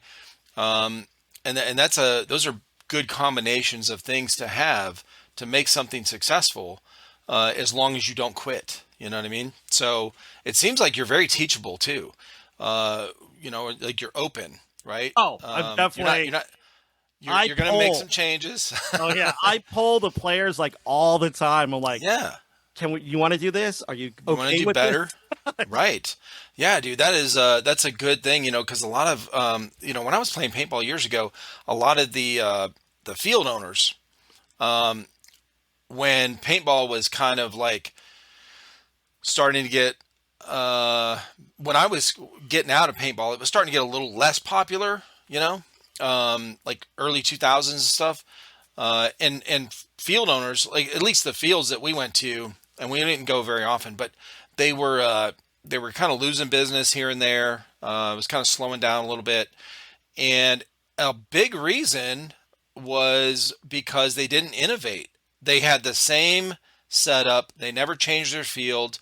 They never changed their game type. They never added that element of objectives or whatever. They were just some dudes standing behind the counter working by themselves. They were like, yep, here you go. You need a mask. It's just like go out there and wait for 10 more people to come out. There wasn't excitement about, hey, we're gonna do that. It was just and so they weren't really like adjusting their business model on the fly to accommodate newer players. And It Right. sounds like you guys have a good combination of things to bring whatever this gun is out for your guys' events. That's cool. Yeah. So we're gonna go all out. So we're gonna do two major events in California. We're gonna do like a SoCal Open, which is gonna probably be in June or so. Okay. And we're gonna probably do one in NorCal, like a big one, and then all the rest are gonna be like scrim days and stuff out like in the East Coast and stuff. Oh shit. So we're just waiting for the gun, the sample to get to us. So they're gonna, we get to test it out and then show it off. But Yeah. the amazing thing about this gun, it's all CNC'd aluminum. Whoa. And the thing is like it's a proprietary. It's not a Polar Star. It's a totally more efficient. It's patented and everything. It's like a brand new engine that Really? goes in there. And the craziest thing is where the first release they're putting out is mechanical, but this mechanical trigger is as fast as a monk gun, as fast as a Whoa. It is gnarly, and Whoa. so you're looking, and then it has built-in regulators and on and off. It looks fucking beautiful. Okay, look up Arc. You've definitely piqued my interest. Look up Arc on Instagram. Arc Sports, I think. That thing is a wrecker. So the great Okay, so the tank, this is just like a paintball marker. So Yeah, the tank exactly. screws into the bottom of the pistol grip. Right. Yeah, dude. And So wait a minute. This whole upper is that lighter colored part, the white or gray part, uh-huh. and it looks like all one piece. Yeah, so the great thing about this thing, it's super modular. So that where it's like honeycombed, that thing comes right off the gun, and you can switch out the bodies. Right. And then you just have the trigger mechanism and the pistol grip that you can swap between uppers. Right. And see, all of the valving and everything is in the trigger frame. Oh, it's gnarly. It's crazy. Dude. The design is crazy. Yeah. So, because guys want to customize their shit. They want it to look flashy. They want it to look cool. They want to put stickers on it, or they want to have ones they can swap out for tournament play because of the look of it. It has their team colors on it, or for other kind of different things. They can just swap that top piece out, and they're rolling, and it's still going to shoot the same. They don't have to fuck with anything in the inside. And see that little red thing on top of the mag well? Yeah. So that's a hop up. So it's a proprietary hop up. So it uses a nub, and so you dial it in right there. You dial in your hop up on the fly. Another thing. What else did they say? Cool. Oh, Yeah, because you know so what? There's mhm, only a couple guns that I've seen, airsoft guns, that have the hop up where you can adjust on the fly kind of. right. Is the AK-47s. I know they're real common to have them. You know, I actually don't know what they're called. I can't. I used to know. I don't remember. It's like a little lever, a Uh-huh. slider. It's a slider on the. Oh, It's on the outside oh, of the upper, and so like by your where your left hand would go, and you can adjust it as you're shooting. right. But I most of them thought, are not like that. yeah, like sniper rifles, they'll have it Uh too, huh. right? On the Right. yeah. So this thing, yeah, it's pretty. I I'm like amazed. So like a little bit, I think after like 6 months down the road after they release it, Yeah. they're gonna have the electro upgrades in it, so you can actually put an electronic board in there into the mechanical bun. It's like compatible. It's a drop in, Yeah. so you can turn it electro if you want with a micro switch. Oh shit. So this thing's this thing's gonna revolutionize basically speed soft. So Yeah. the The speed soft. idea in this because there's a lot of there's a lot of talk of them banning replica guns and stuff. Like, Oh yeah. and that's scary. It sucks, but Yeah. the one thing that they wanted to do, they're like, look, man, we're going to go. We think the speed soft is going to be a good avenue to go through because we can make the gun not look like an AR-15. Yep. And that's the big thing is like not making it look like a military weapon so we don't Hmm. get classified as, you know, Yeah. replica gun because it's not. It's totally, yeah, it has its own design. So, Right. Well, I mean and this is this topic has come up especially recently, more often I think in our podcast because people are that's an issue. I mean they just not long ago Zulu 24, the guy from Zulu 24 up in New York, a few months ago New York passed a law that whatever gun some kind of new gun law that affected them and oh, airsoft in general in New York. And this is the issue with well, it's never going to stop. I mean, if people don't eat, okay, so yeah, let's say we go to these kind of looking type of guns or whatever that are more paintball ish. I just heard somebody talking that's on another podcast that's from Australia, and oh, Australia banned airsoft years ago right, completely. And because of the replica thing, well, then they went to gel blasters. So they have right. gel blasters. They just banned that No because way. yeah, dude, because they don't want Oh, any gun related anything. We don't want you doing this to shoot anything at anyone. So it's never going to whoa. stop. Like if we don't stand up for our gun rights, it's Right. not going to stop. We just, South Carolina, luckily, is a very gun safe zone. Okay, so Yeah. our governor is kind of the kind of guy that's out there with videos where he goes to the shooting range. Hmm. So I, I know it's a touchy subject, but I always say this. Airsofters most of the time I don't bring up politics on this show, but Right. the one thing we cannot put our head in the sand about is our gun rights because that will lead to if you love airsoft, if you love playing airsoft, you cannot ignore that. It's just if you're voting for those that are trying to ban guns completely, you are just be ready to get rid of airsoft. Oh, I know. Period. Yeah, And 100%. paintball. Everything, Yes, including, dude. right. So, So, but but yeah, this gun looks really cool, man. yeah. So hopefully God, it's like, you know what? As far as them like going from scratch to what it's only been like a year and a half or Yeah. year and a half. I think a year and a half. Yeah, about a year and a half, which is actually phenomenal because Is they're this the name of the company, Arc? Is yeah. that I've never heard of them. Yeah, they're not pushing anything out until they get the sample. They're not going to push anything like hardcore out till the No sample shit. ready to go and but they're Well, leaking me stuff here and there do you and know they the history of these guys? Are these guys like previous like old school paintballers turned airsofters that speed soft, kind of like yourself, where that this kind of gun is really needed in this oh yeah, sport? it's Really? no Yeah, because they see the writing on the walls, let the Yeah. smart ones do. And Right. but yeah, there it's I can't tell you who the designer is, but yeah, he's been in the business for like 30 years. So and Wow. he's fucking amazing, dude. So I Well, mean, see, what? this is what Speedsoft needs though, because Yeah, so right now you're kind of limited. Like you can have these. I've heard of, the Euro builds, right? right. Is what they're calling them. I don't know. I'm only learn from who I'm talking with, what they're telling me. So Euro builds is similar type where they have the tank and stuff that's on attached on the gun itself instead of having a line to your back with a tank on your backpack or whatever. But this is exactly what it needs because your options right now, if you don't have one of those Euro builds, your options are green gas pistol, Hmm. which are very inconsistent, right? Because of the depending on the temperature or whatever, Right. Yeah.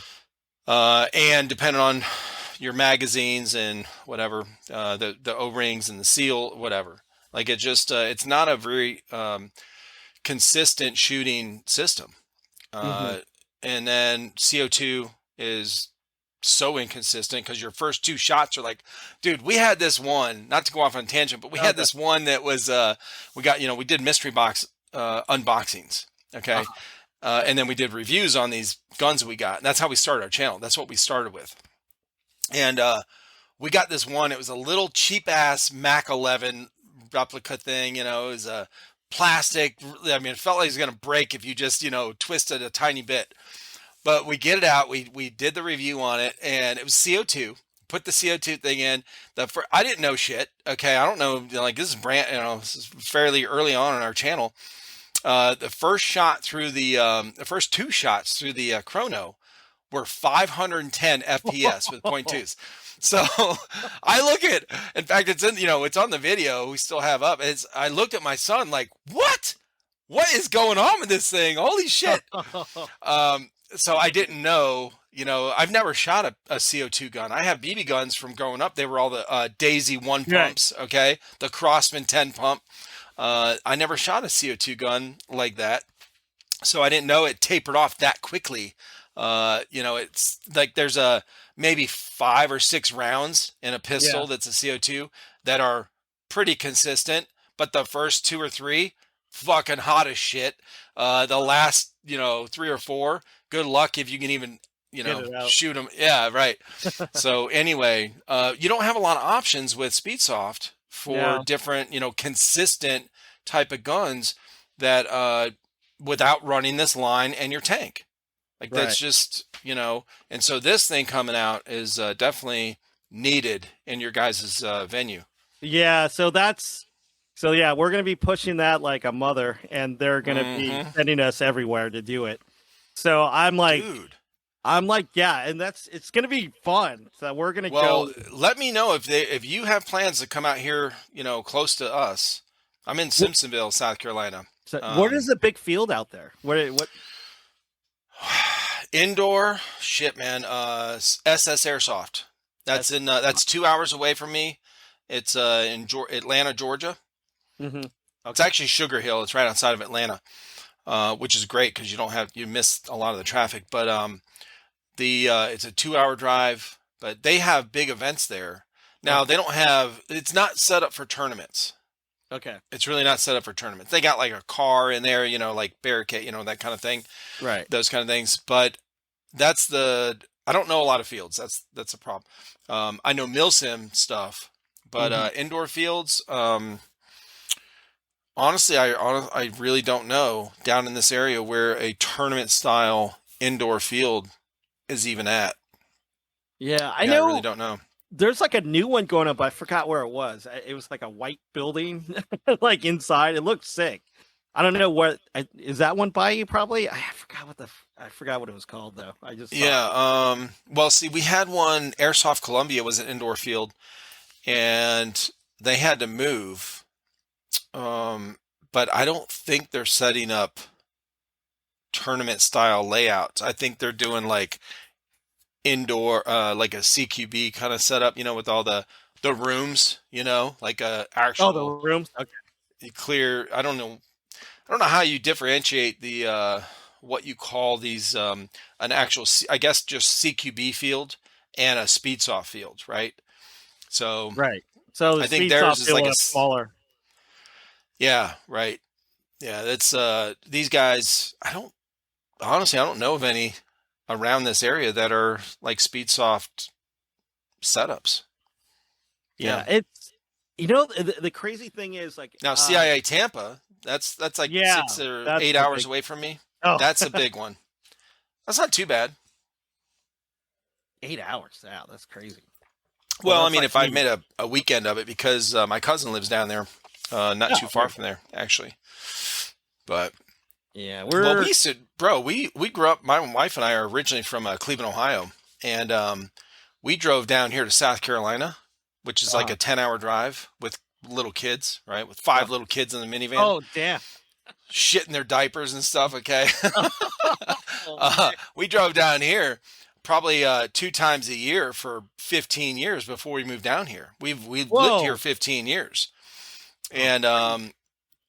yeah, we've been married 30 years. We got married in '92. I still had a year left in the military, and then her parents moved down here 30 years ago because her dad worked for Michelin. And so we were visiting down here all the time. And I was like, dude, I love this area.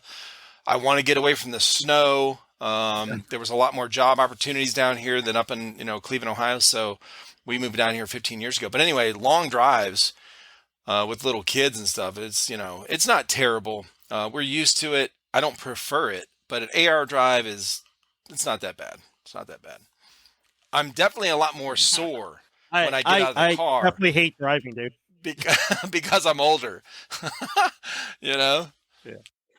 I'm like, you know what? Those guys better appreciate it because, dude, I hate driving. I And really do hate I it. Yeah. mean, dude, the worst part is driving through LA. That's the worst part. That's Well, oh man. Coming it was bad back when I home was and there, bro. Going up going back. I-5. Oh, Yeah. No. mm-mm. I took my wife to Venice That's Beach. I took my yeah. wife to Venice Beach a couple times. We went up to Hollywood and stuff like that. And the traffic, even back then, was terrible. But yeah, we were used to that kind of traffic. And then we moved back. When we moved down here, the traffic is not bad so far. Hopefully, it stays that way. Yeah, Oh, well, yeah, hopefully. Yeah, San Diego's getting kind of bad on the traffic, I'm sure. I guess. It sucks. Yeah. But yeah, Are you I originally don't know, from there? man. Yeah, born and raised in SoCal, Yeah. dude, in San You have Diego. you have So, siblings out yeah, there it's that one of those that things. you have Yeah, brothers sisters yeah, that know what you're doing with airsoft? yeah, they know, and they're Do they supportive laugh of at it, it? It, Are they like, mm, "Oh yeah, you yeah, play what do you do again? You play with those plastic guns? What is that?" God, they used to, Okay. but now they Okay. go. But they know like, oh yeah, he's a promoter. Oh wow, okay, he's Gotcha. cool. He's a promoter now. So um, but yeah. So we're just we're just waiting for that gun to drop, and yeah, we're just gonna be all over it. So it's Good. yeah. So I think you know what one of my New Year's resolutions is gonna be was I'm going to film a red zone match with. We're gonna do like a mock setup to send it to like ESPN, like Oh. just basically like a mock webcast kind of thing to show them what it's all about. Hmm. And we have like Adrenaline, the new field in LA. They're like, yeah, John, you can do whatever you want, man. Just tell us when you want to do it. Oh, I And follow their Instagram. Okay. yeah, so that field is pretty. Yeah, they really put a lot of detail into it, and it's really Yeah. nice. It's like it's pretty cool. It's like Yeah. so It looks like it. they're huge out here in SoCal. Like they have like I don't know how many stores, like 4 or 5 stores. Really. They're actually in Dallas right now. They opened up a store in Dallas, in Texas somewhere. I think Dallas. And This is but Adrenaline. yeah, Adrenaline. So Yeah. Paintball Gateway, Adrenaline, they're the same thing. They're getting into airsoft because they see it, they see the light, Right. man, and they're like, yeah, it's cheaper. We can get more people playing the game, and and it's not going to hurt you hardcore financially, and Right. you're paying what, $30 for entry and maybe $5 in BBs. Right. Imagine if you're a paintball player, a tournament ball player, you're paying 35 an entry, and if you really want a good practicing, you got to shoot at least 2 cases of paint, which is going to run you from $35 to $60 a case. Oh God. That's like, and I'm like, you guys got it made, man. You can play every tournament in the world, every airsoft tournament in the area, and it will not hurt you, Mm-hmm. And that's what I tell them. I tell like all our players, like, yeah, play everything you can, man. You're so lucky. Have variety. Right. Play that tournament or play that tournament, but yeah, you can do it. Oh, for sure. Well, not only that, like you said, the ammo is way ammo. cheaper. That's the biggest difference for sure. Is because that's the recurring cost you have. Oh yeah. Whatever kind of system you're using to propel this BB out. So if it's air, you got to refill your tanks. That's pretty cheap, or if somebody's using AEGs, that's cheap too. You buy the batteries. Now you have to do is charge them, Right. and you're set. But and then green gas, those cans of gas they're not that expensive. So all these different formats, once you get your setup, you're set, man. Like the ammo is cheap as shit, and that's important because when you want to go practice or just have fun. But practice for sure, like tournament play stuff. These guys practice I was talking with one guy, Disturbing the Peace. It's a team out in Florida, and they practice every Saturday for 6 or 8 hours. So, Wow. yeah, dude, that's now they can practice. They don't have to shoot the whole time. They can just practice moves and that kind of shit and call outs or whatever. But if you're shooting and you want to practice shooting, it's definitely the best thing for.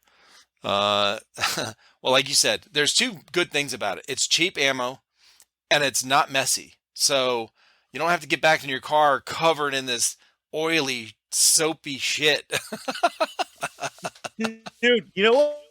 That's the funniest thing. So I did my last event before COVID hit, and I'm just when you're taking apart like your system, and you have to take. So we had our own bunkers for paintball, so we had to like stuff. Oh my god, your neck is like filled with like paint, and you're like it's the dirt, and it's just like all caked on you, And it was funny. I'm in a band, and it was funny. We're getting interviewed by a radio station that day, and I'm driving home, and then my band member, you gotta come, man, fuck you gotta come. Like, dude, I am like nasty, dude. I don't even want to I just want to go home and take a shower.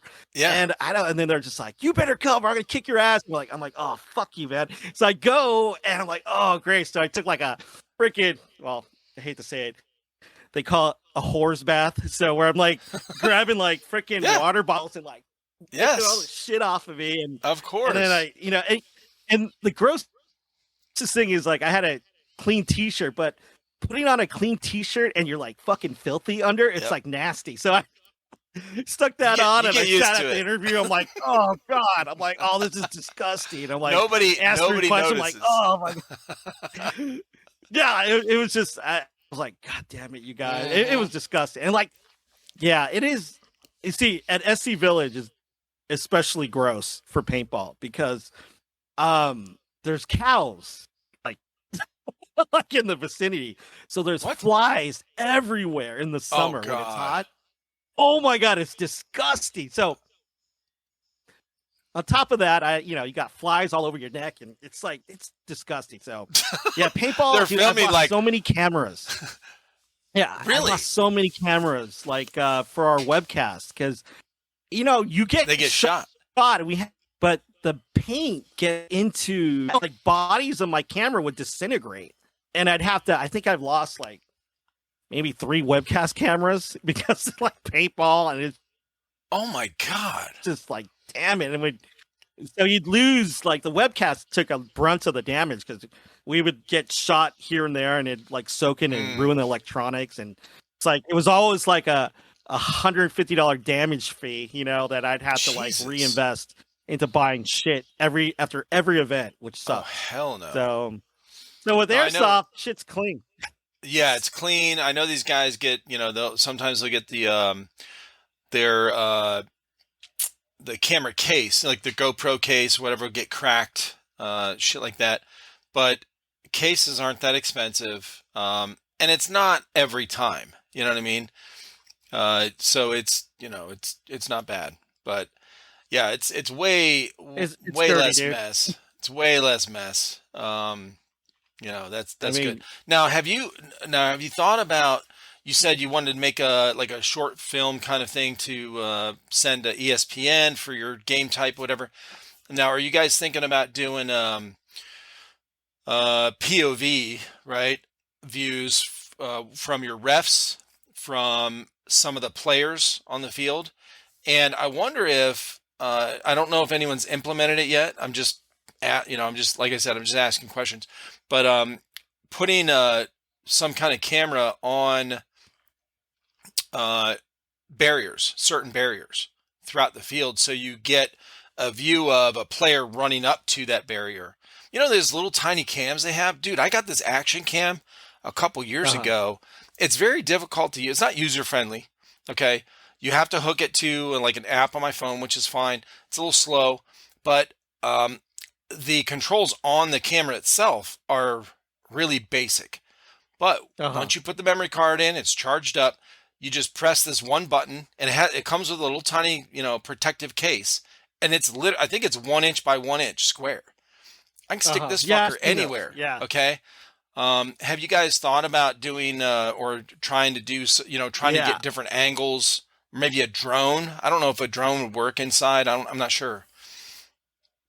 Well, see, what I wanted to do for the ESPN video, because usually we do it live, and the problem with live is like getting transmitters and everything that are like good enough with low latency. And the thing is, it's I don't know how good the technology is now. I have to go check out more, but I do have a wireless one, a wireless system that we use, but it's it gets complicated. And for sure.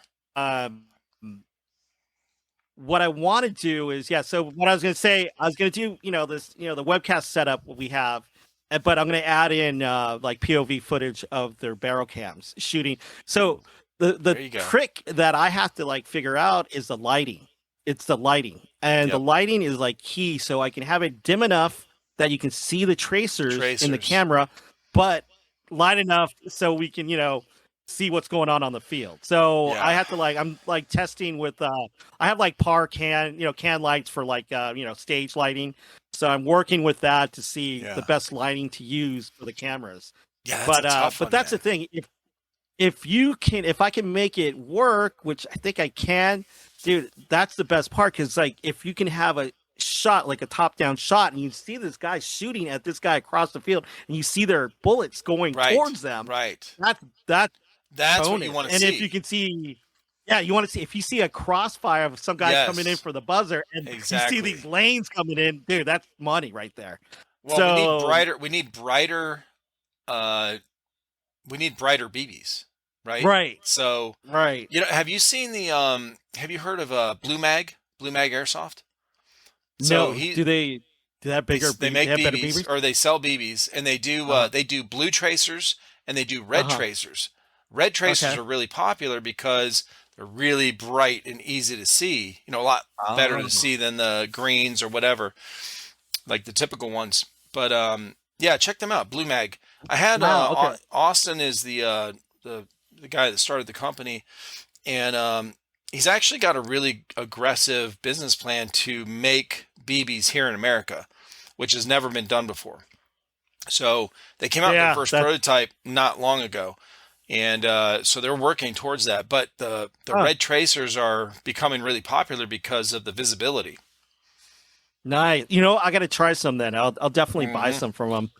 But I see that's the thing. It's like if I can capture that and capture where they're shooting at, dude, that's what and plus the format, and it's just gonna make it so much So way watchable. does the color of your barriers, the color of your inflatables, does that go into play with trying to see the BBs? Like if you're going to try to make a video of the barrel cams, scope cam kind of thing, Yeah. uh, following the BB, if yeah, because I'm trying to think what most. Well, I guess I've seen so Shot Zone in Indianapolis or Uh huh. Shot Zone Indy, they have the indoor field like tournament style setup with those Okay. inflatable. It looks like a paintball Right. field inside with the turf. Yeah, I've seen it. Yeah. Yeah, so it's really bright, and all the inflatables are white. And I'm going. And Hmm. I asked the first time I heard about this or saw it was with Pumbaa, is his nickname, and I said, he was telling me about it, and I said, "Whoa, this place looks really bright and white. What these they're really lit up compared to most indoor fields I've seen videos of. Right? They're Right. always dark." And I said, "Oh, maybe these indoor fields like to keep them a little darker because you can see the tracers, a lot easier." And he said, "Yeah, that was one of the issues when the first time he went to the shot zone was." Being able to see the BB, like where I was shooting, where I was hitting, because it was really brightly lit, and also the barriers were white. And Yeah. I said, well, "What'd you do?" He's like, "Well, we just had to kind of adjust where we were shooting." So, you know, so that's got to Yeah. be an issue to overcome. Yeah. The thing is like when they have their walls blacked out, that would help out. That helps out a lot too. Oh, he So did say that that. has Okay, like a yeah, backdrop. yep, But yeah, definitely I wouldn't use white bunkers. I mean, ours is orange and like a royal blue, I which is saw that. fine. I think you can Yeah, still see that. But you wouldn't want to go with black bunkers. Then you won't be able to see them. So yeah, true. yeah, I gotta play around with that because Uh that's the huh. thing. It's more the lighting thing and getting the right lighting and making it you know watchable for someone. If we can Right. film it, it's So it's you're all about capturing it on the camera. So right, and also you're setting up this match. The thing is, you're doing everything. Okay, so you're trying to come up with the ideas for every aspect of it. So the right. gameplay, the tournament style, the mode for players to have fun and enjoy, and teams, and then uh, also how can I film this, or how can this be filmed for spectators to enjoy watching it? Uh, that's a big feat because, like you said, as we're talking about it, you have different little things that most people wouldn't think about. I didn't. I certainly didn't. When I first started talking about this stuff, like, well, I can't see my BB when I'm shooting. It might look good for filming because I can see where the players are because it's well lit and it's bright, whatever. But the players are going, man, I can't see where I'm shooting. Uh, yeah, the different little things that come up as Yeah, you're. it's tricky. Uh huh. Lighting going to be pure drama. I'm going to have. So I'm actually going to recruit some of my psychotic paintball players I used to play, and it's for the video because they're just freaking nuts. And There you it's go. funny. These guys just are characters.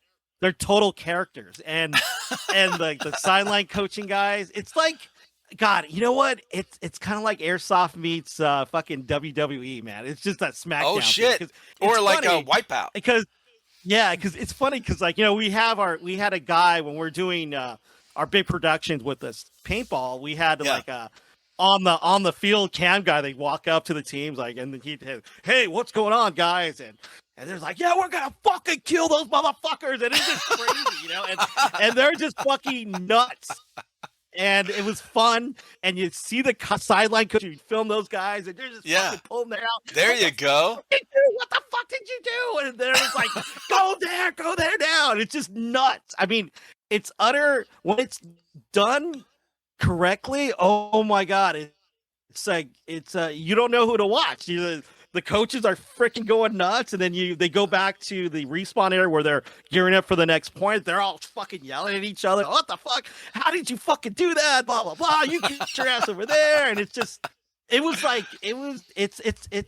yeah, it's like fucking WWE wrestling meets airsoft Oh, that's airsoft cool. speed soft. I like that. But I that like that. but but that's what would keep people interested in it. For And then sure. the commentators just going, shit, look at these guys. Oh my That's God, a here they great go. no. Gonna This go is there. a great idea because you know, instead of focusing more on getting the spectator to be able to see somebody shooting and somebody, you know, like the whole game or whatever, focus more on that kind of stuff because that is really difficult to capture. You know, somebody shooting, Yeah. whether they hit somebody or hit the barrier. You know, that's and then sometimes, you know, the that first person view. Some people don't like watching that for very long because they get motion sickness. You know, Right. I remember years ago this movie came out called Hardcore Henry. I don't know if you ever saw it, Yeah. but Yeah. I've seen you parts remember of it. that? Yeah. Yeah. It was the first movie ever, and I think the only movie ever to come out full length from the very start to the very end was 100% first person view. Like there was a GoPro, like you were seeing through his eyes, POV. and Yeah. for every action scene, for when he's tumbling and when he's falling, like it was, and there was a lot. Now I didn't get motion sickness, but a lot of people do. I think that was the big, you know, thing about it. But yeah, people, you know, spectating your events. If you go more in focus on the characters and instead of just, you know, these professional teams shooting each other, right? You add in a lot of fun aspects to it. Because I mean, the events you're throwing are for they really are for excitement, for fun. You know, it's who's going to get the buzzer? Who got the buzzer? You know, Oh God. hey, Oh bro, God. you And gotta then listen. I'm gonna tell you what you got to do. Okay, you got to incorporate. Get one of your tech guys or maybe yourself. You know, put in instead of a buzzer sound when they hit it, it does like the Arnold, you know, yell or something, you know, or Rambo, you know, I mean, Rocky, Adrian, you know, like something funny. Get to the chopper, shit like that. but yeah, so you understand it's like, so right now what I have is I have a format that's watchable. Yeah, I can do a webcast, so I'm good, you know. right. You I know can how to do sell well that up. webcasts, I can film that stuff. But to Hmm. succeed, anything to succeed is it has to be entertaining to Yeah, for everyone. sure. And I think that's where a lot of people, that's where they miss the point, you know? They're Mm. so hell bent on like, well, I have the most rules and blah blah blah, but then you get lost in that, you know? Oh, You definitely. don't want something so hard that no one Yeah. can fucking understand it, even the players. You Uh want huh. something that's like, okay, shit, dude. There's a fucking buzzer in the middle. Hit that fucker. You get 2 points. Okay. If That's they it. shoot all your asses out, you get another point. Yep. Okay, cool. All right. Play 3 games in a match. You stay in the same place. You hit the buzzer. Your boys come back in. Simple stuff. That's what Yes. you have to like connect with the mass, you know, audience because you want them. You want some passerby walk by and go, "What the fuck's going on there? Oh, that looks crazy." Oh, and they instantly understand what's going on, you know. Right. But if there's too many rules, it gets all bogged down. It's like, oh, so I don't get it. How did that guy's okay? Why did they get a penalty? And Yeah. that's it. Like our penalties are basically pretty standard paintball stuff. It's like you overshoot, boom, you get a penalty. You Hmm. fucking play on, you get a penalty. You know, you get off the gate, your gun's on a gate, you run off, there's a penalty. But Yeah. it's pretty basic stuff that everyone can basically understand. You know, like Exactly. okay, well, that guy got pulled because he didn't even get to the gate, or that guy got pulled because dude, he got shit. He was going like this and he wouldn't get out, and he kept on shooting again. Pull him out or spinning. You know, the guy gets shot in the back and he gets mad. He goes back and shoots like that.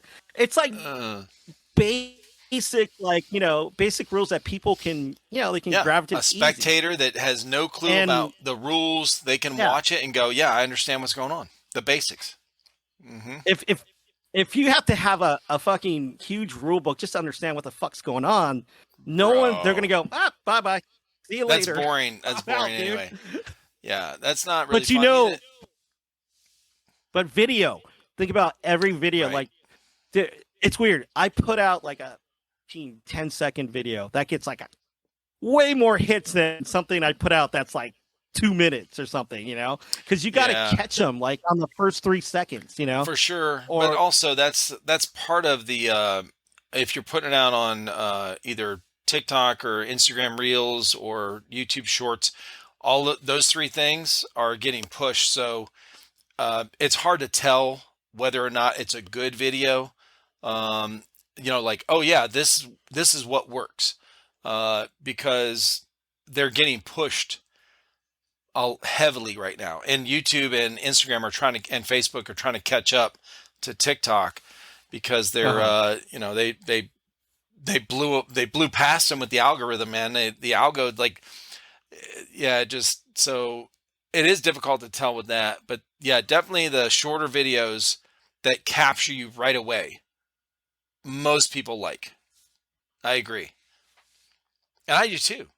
You know, yeah. I mean, okay, I mean, would you want to see two guys commentating, talking shit, and having fun, or do you want a guy like really stiff and just, oh yeah, no, no, no, and that's the fun thing, all it's day, like fun all entertainment. day, fun all It's day. all entertainment, and that's the thing that God, I always bring back the paintball, but that's the thing is like they had the formula right in front of them. Yeah, It's like football, baseball, yeah, basketball, any sport. It's like who are they trying to get? They're trying to yeah. get some spectators. You know why? Because spectators become fans. Fans buy T-shirts. Yep. Fan buy bunker There you go. stickers, And that's mugs, what runs the whole flag, thing. Yes. tickets to watch the games. Yes. And paintball is still at the point where the only money they're making is off the player. It's bad. Bad business model. So That's horrible. Whoever's running I mean, that whole thing, they had years and years, and they had us. They had us. Okay, you were already on ESPN3 when I was, playing paintball. Like, I was interested in it. I would try to show my wife, like, oh, you watch this. She's like, because they never changed. They never tried to implement some type of thing. It's, they didn't find the balance between, hey, we want to make these really cool tournaments for the players that really like to play this kind of, competition type of setup. But also it's fun to watch. It's not. So they really missed the boat, bro, because here's the thing. So so I was talking about this with somebody like 6 months ago. They said, do you think airsoft will ever be televised? And I was like, no, not on mainstream, because it's missing one major factor. Well, a couple, but some of the stuff we talked about tonight. But one thing for sure is the colors, right? It's missing the vibrant colors. Now, indoor play. Now, this is, I got to tell you, this is before, when I said this stuff, this is before I started following a lot of Speedsoft stuff indoor, okay, with your guys' stuff that, that have these, that kind of added that color element into the, into the gameplay. But you look at sports like golf, okay? If you don't have action to capture somebody, you got to have something else visual, some kind of visually attractive thing to make me want to watch this thing. So golf is very, like, I don't like watching golf, but I'll have it on in the background on one of our TVs in our house when we have a big party, because if there's nothing else, interesting on, because it's kind of a cool visual. It's aesthetically pleasing, right? You've got this, golf right. greens are fucking beautiful, bro. And you can mute it. You don't have to listen to it. You can mute it. You can just have it on in the background. It's kind of like this wallpaper that's moving, right? That's active. Hmm. So you have to have some kind of element that captures my view. Right. Paintball had it, and they lost it because they didn't change. Airsoft, they're starting to get there now. But like I said, when I was looking up indoor fields before, when I first started, it was all dark, Uh-huh. and all you could barely see the player, and you didn't know who each player was because they all had dye masks on. And the fields, most indoor fields, didn't spend the money to make their indoor field look better. So, like, to be aesthetically pleasing. So they had two Right. by fours and plywood and pallets. Yeah. And I'm like, bro, this is fucking boring. Like Like, garbage land. right? So, It's yeah. So if we can get if you guys can get this combination of visually aesthetic, or aesthetically pleasing kind of something to capture my view, and also fun characters that are announcing or do the on the field kind of, somebody gets out and you have somebody over there interview, like a wipeout or I think it's wipeout. What anyway, some of these kind of Yeah, yeah. they have somebody The re- falls in the water and they come out and they interview them right there, right? They're out of breath. They're like, ah. So you have somebody over here interviewing, you cut to that camera and you're interviewing the guy that just got shot out. And then as he's talking, the buzzer gets hit from his team and he's like, oh, I got to go, and he gets back on the field, like just constantly exciting and movement. That'd be, you could do it. You could do it. and that's the thing, man. It's just it has to be like my whole thing. It has to be entertaining. That's the only and airsoft can make it. It can do it. I think and so. It's just I think so. It can do it because, dude, man, it's there. And the great thing is the field. It's great that we shrunk the field. So I'm for paintball. We're at 150 by 125. Right. Fucking huge field. Yeah, it is. And that's like to cover that field is like it's insane. And Right. we shrunk it down to our normal field that we wish we could have is 50 by 60. That's Gotcha. 50 no. 60 by 100. That's the optimum field if we could have. Gotcha. But 60 wide. we have by to make 100 do. long. Yeah. Yeah. Right. Okay. And we don't really get it all the time, of course, but we make do. We shrink the layout down Okay. to make it work. But yeah, airsoft, like competitive airsoft that we're doing, half the price that paintball is. Because see, basically we're at 23 bunkers that we use, and paintball is 55 bunkers, Damn. and that is like I didn't know that. a Okay. set of bunkers. A set of bunkers for paintball is like runs from, depending if you get a deal, $6,000 to $8,000. Woo. And a lot of these fields are outdoors, so what happens? They get all jacked up in the sun, or they get lazy. And Right. it's really hard maintenance on those because I'm sure. to just put them away, it's a lot of work. I mean, Yeah. you got to water them down, get all the paint off, and then put them away, and then bring them back out. So most of the fields just leave them out. But you got to understand, you're basically leaving a used car out in the weather, Yep. and by a year's time, those bunkers are done. So now you got to buy another $8,000 field, That's and that's a the heavy thing. expense for a And business. It's like, yeah, very heavy Mhm. expense. I mean, for a lot of these, $8,000 every year. Like Jesus. yeah, every year. That's a no. lot. I mean, Yeah. we have paintball fields here like struggling, man. They probably get maybe 40 people a weekend, or maybe 100, Wow. but even 100's not enough. You're looking No. at some of the bigger ones like SC Village. They're running, goddamn, I think 500 to 600 a day, and you're looking Saturday and Sunday. Ooh. You're like 1,000 people go through that place. 1,000 times, Wow. probably the average player, like the walk-on players, are like maybe $50. Right. And yeah, so you're looking at like, sometimes more than 1,000. I mean, on the Holy summer shit. months, they're rolling like sometimes 1,000 players a day for Right. Saturday and Sunday. So 2,000 times $45, $50. Jesus Christ, Oh my God. But yeah, it's like, so for airsoft, like, the paintball bunkers, yeah, like a field that's only getting maybe 40 or 50 a day, Uh-huh. dude, it hurts them, man. So Yeah. it's like, Yeah, But they yeah. really did. They really missed the boat. I think what you got going on right now, from what I'm hearing and what I've seen, is I think that's the way, man. I think that's the way. I think you got a really good system for kind of moving this towards getting televised. The goal is not to get televised. The goal, in my opinion, and I'm nobody, but a spectator, is to get it a little more mainstream. because Right. we want more people to hear about it, know about it, get involved, and that's how it grows. Right. And when it grows, like we don't, it's not the fact of, oh, we just want more people, period. It's that more people equals more opportunities to expand what you're doing, right? What you're Right. doing, these ideas you have. Like I said, that, in the beginning, money drives this stuff, for innovation, for all kind of cool ideas you want to do, for events. You want to add some elements into your tournaments.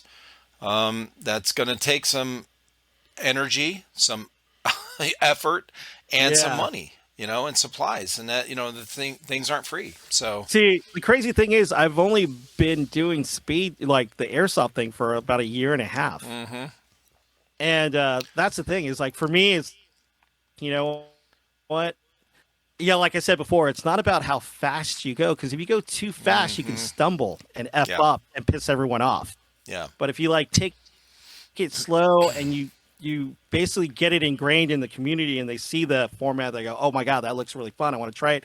They can come right, out and play an event that's not like a tournament, to try to experience it, and then it grows, because like we had like the night crawlers, yeah, and Goon Squad, and they're like primarily like they have a milsim division, and the milsim guys came out and played it, and they had a blast. nice, And that's the great thing, is like the crossover is great, 'cause right, I'm like going, look, man, hey, we're all the same. We're shooting BBs. We're all sure, shooting BBs. Like you can yeah, play every format on there. You don't have to be, oh, for sure, guarded and like, oh, I don't like that. Blah blah blah. I just play this. But it's great to see like the night crawlers and like Goon Squad. They brought their Milsim players out, yeah, and I like that. I just released a video of an interview I did with one of the Nightcrawler guys, and he was I like saw it, Milsim, dude. That was the first time. yeah. That was the Matter first of fact, time I he's think I never done followed that. that guy, yeah, the guy Yeah, you were and just that was the talking first to, time he's ever done something. Yeah, yeah. and dude, Oh, so they you loved it, did and you do that's that video? Did you huh? edit that video? Yeah, I did that video. Dude, Yeah, that's awesome. Yes, I love it. Yeah, because you asked thanks. him certain things, and you had the little tag come up, kind of fade in the text saying what Right. category of thing you were asking him or whatever. Uh, yeah, it was great, dude. Yeah, I Yeah. just watched that today before we got on. But see, the thing is, it gets into your head. You're like, then you're seeing there like respawn. Oh wow, that's crazy. There's Right. a speed soft league that actually has a respawn. That's crazy. And then Yeah. they look into it more, and then they go, well, shit, I want to try it. But yeah, it's like I would be intimidated. Like if the only way I could try this event is to actually play a tournament, and that's scary, because hmm a lot of people don't want. They're Right. scared to play tournament, because like, Right. dude, I'm not good enough to play a tournament. But Exactly. how else Well, am I not going only to try that, it? but the other thing is, like you said earlier, people think, okay, tournament. Oh, what if we get eliminated? I spend X amount to enter this tournament, and I only get to play once. Then I'm out. Go. What the fuck? Yeah, So yeah, okay, yeah. So it's mainly like right now we're basically coming into SoCal and getting everyone acquainted with what we're doing. And right, once we're seeing really good, they seem to be like having a great time, and that's all for me. You know what? The best thing for me, like after an event, I I know it's a great event when someone comes up to me like, "Thank you, John, for doing this. This is like so fucking awesome. Thank you so much." And that's where I don't care about the money, and it's more I want to hear that yeah, than make a shitload of money. Go, "Oh, I got all this money." It's more like, dude, did you have a good time? Did you like what you were doing? And it feels like I accomplished something. I'm like, wow, I did my job. And yeah, they got their money's worth, and they're happy. So for me, the greatest joy is like having people like enjoy our events and have a good time at for it. And sure. but that thing it just grows. So little things here and there, it'll just grow, and then we'll look at it and go, huh. Because we get likes from everywhere now. It's like hmm everyone's like checking us out. So like I go on my statistics, and more than half are like people who are not part of, who liked the page. They're checking it Right. out. So, which is great. And so I'm happy. So I'm like, it's getting Yeah. out there. But yeah, for this year, yeah, when everything gets settled with the gun company, yeah, we're going to be pushing super hard. So I think Well, we should. yeah, I was going to say, what venue are you guys using for? I know you have a link thing on your Instagram I'm looking at right now. So you have a YouTube channel. Actually, you got Yeah. a bunch of stuff on here. Okay. What's the main platform you guys want to kind of use to push out? Where could somebody find you guys and follow your progress and follow updates on your tournaments and on your, is it mostly Instagram? It's just, dude, everyone's on Instagram. Yeah, for sure. Facebook is Oh, dead, dude. Facebook is so dead. oh, dude, Um, I don't even get on Facebook. I really don't even get on. In fact, I stopped. You know, when you go on Instagram and make a post, if you scroll down like an actual post, you can share it to Facebook. It used to be you could share it to Facebook and Twitter. They just removed Twitter last week, so now it doesn't give me, doesn't give me that option anymore. But you can do it on oh, Facebook. I don't even post on fucking Facebook. I have a Facebook page. I don't. Facebook's for old people, bro. Okay, it's for old people like myself. Okay, I'm 52, but I don't act old. I don't think old. I don't consider myself old. So it's for old people that want to connect with their high school friends and sit there yeah. and go, "Oh, what do they do?" It's just Oh, yeah. too just inundated with a bunch of shit that is just not. It's very confusing. The way when they changed it a few years ago, the format of how you scroll through it's to me it's shit. I never use Facebook. A lot of these promoters use only Facebook to Uh-huh. put out their events because it has an event feature. Okay, Really? Oh, yeah, wow. dude, yeah, Third Coast Airsoft, I'm not putting them down, I'm just, bro, my Everyone's on claws, a Instagram, lot of dude. these. Can you guys just not just quit using Facebook? Quit making me go to a fucked up platform to view your events, okay? Yeah, Make a website. It's fucking cheap, okay? Make a website, and a lot of these guys do. I'm just making, yeah, I'm just making a joke. But make a website and put up a page for your events that are really easy to read. Quit using Facebook. Facebook sucks, okay? It's horrible.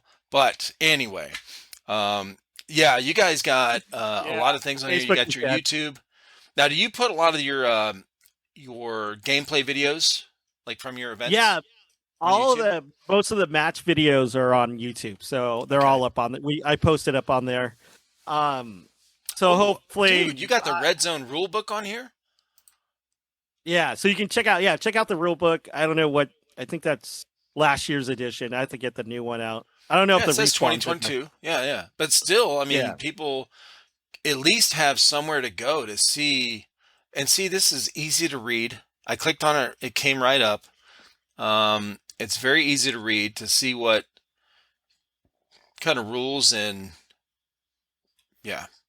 yeah. Okay. So Well, you definitely have you have the format down um, for that for the gameplay and putting out information on this stuff. Yeah, very good. It looks awesome. thanks, brother. Well, Yeah, dude, for real. I would really love to see you. If we do one on the East Coast somewhere, you definitely have to come watch it like live. It's nothing. Oh, It's the funnest thing I would you'll love ever to. watch because Well, it's I'm just committed now, bro. Now I'm getting sucked in. Okay, yeah. So it's I want to see one over here somewhere where that's fairly close enough for me to drive and go see it and talk about it. Yeah, this is very I interesting. did get like last year. Shot Zone gave me a shout to see if we can do an event there, but we weren't ready. Uh, So I probably. Yeah, probably later this year, maybe I'll give him call him back and hit him up and probably do one over there. that's Or not a bad idea. there's another field, G&G. Have you heard of G&G? G&G Paintball Park? G&G, GG. Yeah. I think GG Paint. There's like a new one G&E up there in that area. or But GE. G&E or G. I think it's something like GG something, GG Oh, paintball. okay. But Okay. it's crazy. This thing's like an insanely huge facility. Really? So they're Where's that at? building. In Indy as well? Yeah, it's kind of by Indy. Like maybe Okay. Okay. it's like 3 hours away from there. I think. Yeah, I yeah. forgot where it was. Damn it. Yeah. But they have yeah they cater to paintball, but they have like I think four X ball fields, and then they're doing an Damn. indoor turf field, and yeah, Wow. it's pretty amazing. And they have like this guy just went all out. This field is just That's crazy, yeah, dude. they're doing like theme park. I mean, they put a shitload of money in there, but they Yeah. should. I think they're going to have their indoor facility ready for this year. I think that's what they're saying, but it Okay. might be there or at Shot Zone. I'm not sure yet, so I have to talk to Gotcha. both of them. And then I was talking. I think I was talking to someone in New Jersey. There's somewhere in New Jersey, but Is it I'm probably full going to try auto? and. I, do they have an outdoor field? Did they just put an outdoor field up? Is it I think full so. auto? Full auto airsoft? Maybe.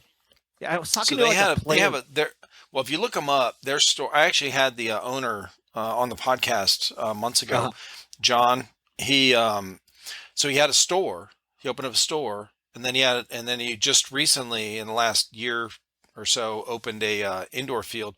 But he had because his store is in New York, but he's very close to the New Jersey border, and because of the laws with all this gun stuff, whatever, he decided to look for areas in New Jersey to open a field instead of New York. So his oh, storefront maybe. is still in New York, but his field is in New Jersey. So it might be something like that. Could be. Um, I I don't know know. that I talked about there's the the one big one I've heard of. A lot of people talk about that's a really well set up indoor field is Extreme Airsoft in Rhode Island. yeah, that's what I heard. I mean, I might Yeah, want to give them a call too. But yeah, yeah, I heard their field's like amazing. They have like observation decks and stuff. Like that's right. awesome. So And that'd be that'd be perfect totally for fit what our you format. guys. Right. Yeah. Exactly. So that, and then I'm gonna probably try and talk to like Tampa, like CIA guys. CIA Tampa. But Yeah, man. I'm just yeah. Right now, yeah, like I said, I'm just waiting for everything the okay with the gun company, and then when that goes, Sure. then the rest of my life can move on. So it's Well, like I mean, these things, most people don't realize when you guys host these events, when you guys do these things, most airsoft related events or, people that are planning these events or setting these things up, you're not making you're not making money like stay at home money. Okay. You're not yeah, making enough money from these things to quit your job and just focus on this. So you are pulled in a lot of different directions, and this is the hobby that became, oh, now it's a business yep, because I like having fun doing this, and oh shit, now we're committed. These are it's a very slow process. It really is because you don't have big backers that dump a huge ton of money into, hey, let's plan your whole year where you can right, travel here, set up this event, travel here, set up this event. That's not how it works. Um, those are professional sports, but not in airsoft. And so you guys, and I love talking to you guys that set these things up because I love talking to business owners. They have a business owner mindset. They're excited about what they're doing. They're passionate, right?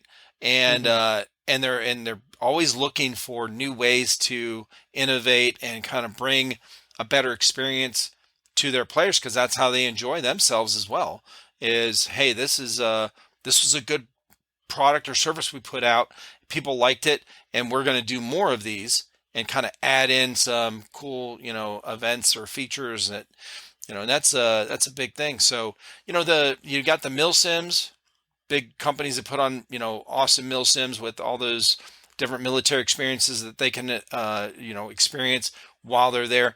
You've got the kind of role play, right? You got role right, play stuff like Balahack. Swamp Sniper does the Balahack. He owns the Balahack Airsoft. thing in Virginia. He does the Western. He's got the old West kind of setup there. He's got a whole town that's with a saloon and the Wow. old West town setup where he just does a full on 100% old West event. So you Wow. have to have revolvers. You got Oh, to wow. have all the old Western, get up and shit. That's He awesome. does it's called Revelations. They call it the Rev event every year. I think it's in November, December. It's a full on zombie event. They have like 1,200 Wow. people there, bro. And it's like, um, it's outdoor and stuff, but they have all these NPCs. So people that come in, they don't want to play airsoft. They're not really there for airsoft. They're there to Oh, play as a zombie. oh, wow. And Cool. yeah, Oh, they're just bystander. They're involved in the game in that mode. But so you have all of these role playing type of things, and now airsoft, indoor, the speed soft stuff needs something that kind of besides just the CQB where I'm running team deathmatch. Oh, we killed everybody. Reset. Oh, we killed everybody. Reset. That's getting old. It's getting old. Okay. I know there's still new players that come in and do that, but what you guys are doing sounds really exciting. I think you have something that that is going to be for people like myself too that can spectate here in the future, and I'm looking that's the forward to it, goal. man. That's the Yeah, goal. And I think you know, that's going to, that's how airsoft is going to leapfrog over paintball. yeah, I agree. And that's, I mean, it can be done, Oh, for and sure. Well, like I said, so they kind of slept. They they're just still sleeping. yeah. Yeah, you got to change, man. You got to change with the times, and what people are interested in and what they want. And it seems like you guys are definitely doing that and adding a new kind of exciting element to these indoor play. Yeah. That's awesome, Yep. dude. Yeah. Well, listen, man, Oh, it's been great talking with you, dude. yeah. I learned a ton. I did not know that that you guys had this kind of gameplay style going on. I didn't know your background. Like I said, we met through Instagram, through talking with, I saw some of your comments on Oh, and some Hannah. posts. Yeah. Yeah, on Hannah. Yeah. Um, and I think I found her through Airsofter Sam, or Uh-huh. maybe Storm. I can't remember. Probably. Yeah. It might have been Storm. Yeah. So, but anyway, so it's kind of like I met you through. I always meet these people Right. through this person that I talked with. Hey, I'm glad, hopefully the message gets out there, and, but that's the thing is like, yeah, it's going to get out there little by little, but you know what? When it gets out there, it's going to be real, Oh, for sure. so when it really hits hard, when we really go forward, like, dude, like I said, this format's like 8 years old, dude. So I was it's gonna like, say you have some experience with it, yeah, and your refs, and you've got a plan in place for all these things because you have some experience. It's yeah. not brand new. This is tried and true, You right? know how crazy I am? Okay, I'm going to tell you something. Oh shit! We ran a paintball. I ran a paintball tournament in Cancun. How did that come up? So we ran a full. I don't know. It was back 2017 that I hooked up with some Mexican promoter, and they're like, "Hey, come down to Cancun and run an event." I'm like, "Okay, let's go." I'm What? all game for anything, and I'm like, Yeah. "Fucking, let's go." So Oh shit! it was nuts. It was beautiful. It was on a soccer field. Oh my god, it was fucking. They had tents for each team, and they had free water, and bowls of fruit, and hot, What? like, cold towels forever. It was nuts. Do And you have videos of this? Where's here's this at? oh yeah, I can send you videos. I'll have to like Oh send my you like god! the videos. But here's the craziest thing. So there are teams from like everywhere from South America over there. So Yeah. there's a Colombian team, okay, and I was telling these guys, it's like, look, dude, like per the rules, like for paintball, is you have to set your roster before you start playing. Mm. And there's this one guy on a Colombian team, he wanted to play, and he was like a higher level player, but I'm like, yeah, per the rules, you can be on this team. We just have, can I sign you up? Can we put you on this team? Oh no, we'll just do it later. We'll just do it later. I'm like, and then during the tournament, I'm like, you've been playing with this team. Can I put you on the roster now? Oh no, don't worry about it. So this freaking team, this Colombian team, makes it to semifinals. Okay. Yeah. They're playing against a Mexican team. The Mexican team loses, but he goes to our head ref and said, look, man, this guy, you better check his card. He's not on that team, which he wasn't. Oh, shit. So in the rule book, I had to disqualify this guy, this team. Oh, shit. The Colombian team. Okay. Mind you, we're Americans in fucking Mexico, in Cancun Deep, Mexico, all right? And these are Colombian, Fucking and outsider. I don't know what the fuck, dude. Usually, people who play paintball in, like Colombia, they're kind of rich people. It could be drugs, could be maybe they're just rich. But it was funny because my ref, I brought from LA. My head You're ref. like, oh my god, I'm gonna get my fucking head cut off. This is you. Yeah, the promoter guy was telling me, just let him win. Just let him win. I'm like, oh shit. And then I'm talking to he was turning against me. And then my head ref is like, look, John, dude, if you fucking do this, you're going to look like a total ass because you just basically just let them win. They had an illegal roster. I'm like, fuck, what do I do? I have all these people fucking yelling at me at the top of their lungs, let them play.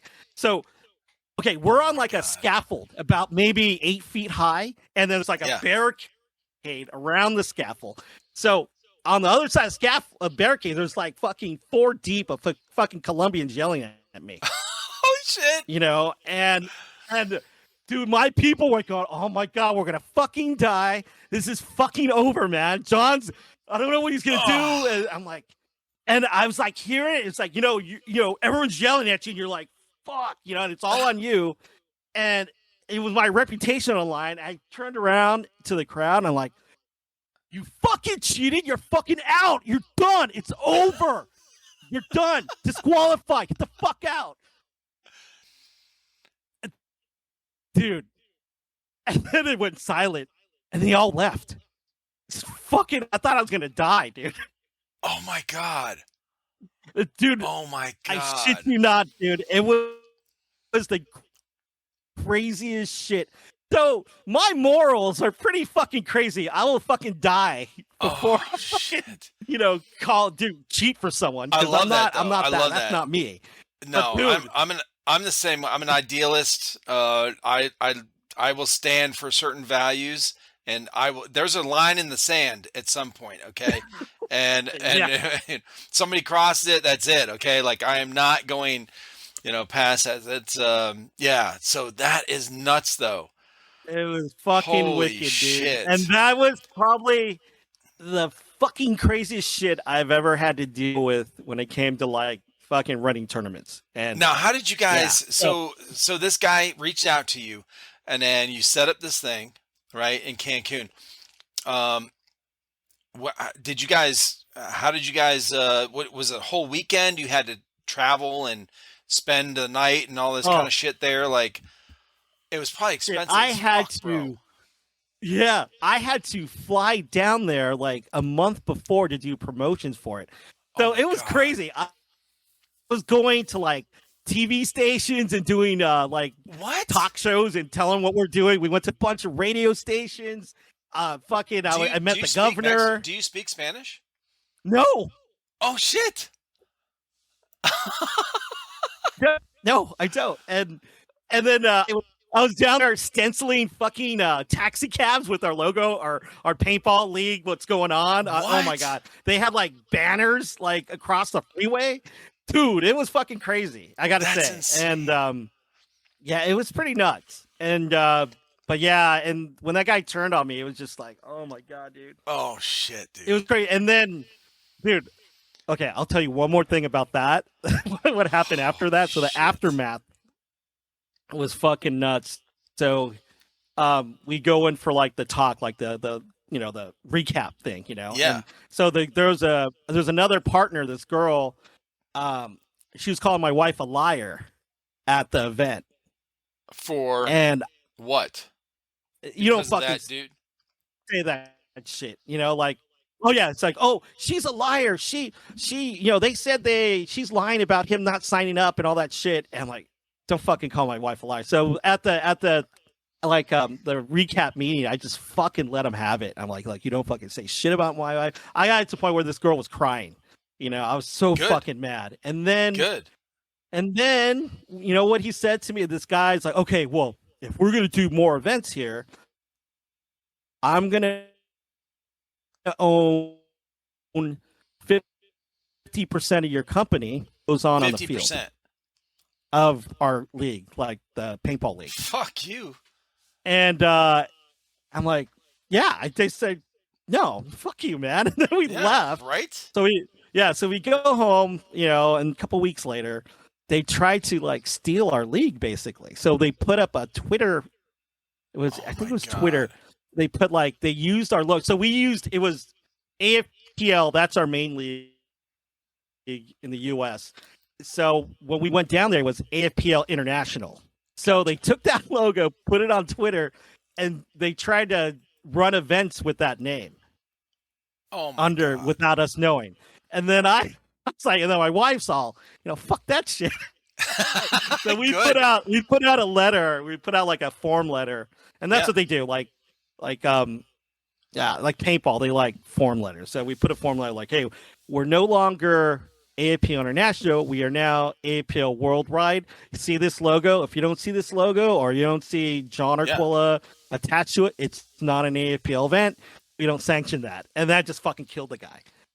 And so like crazy. Let me understand this. All of this. So this event happened.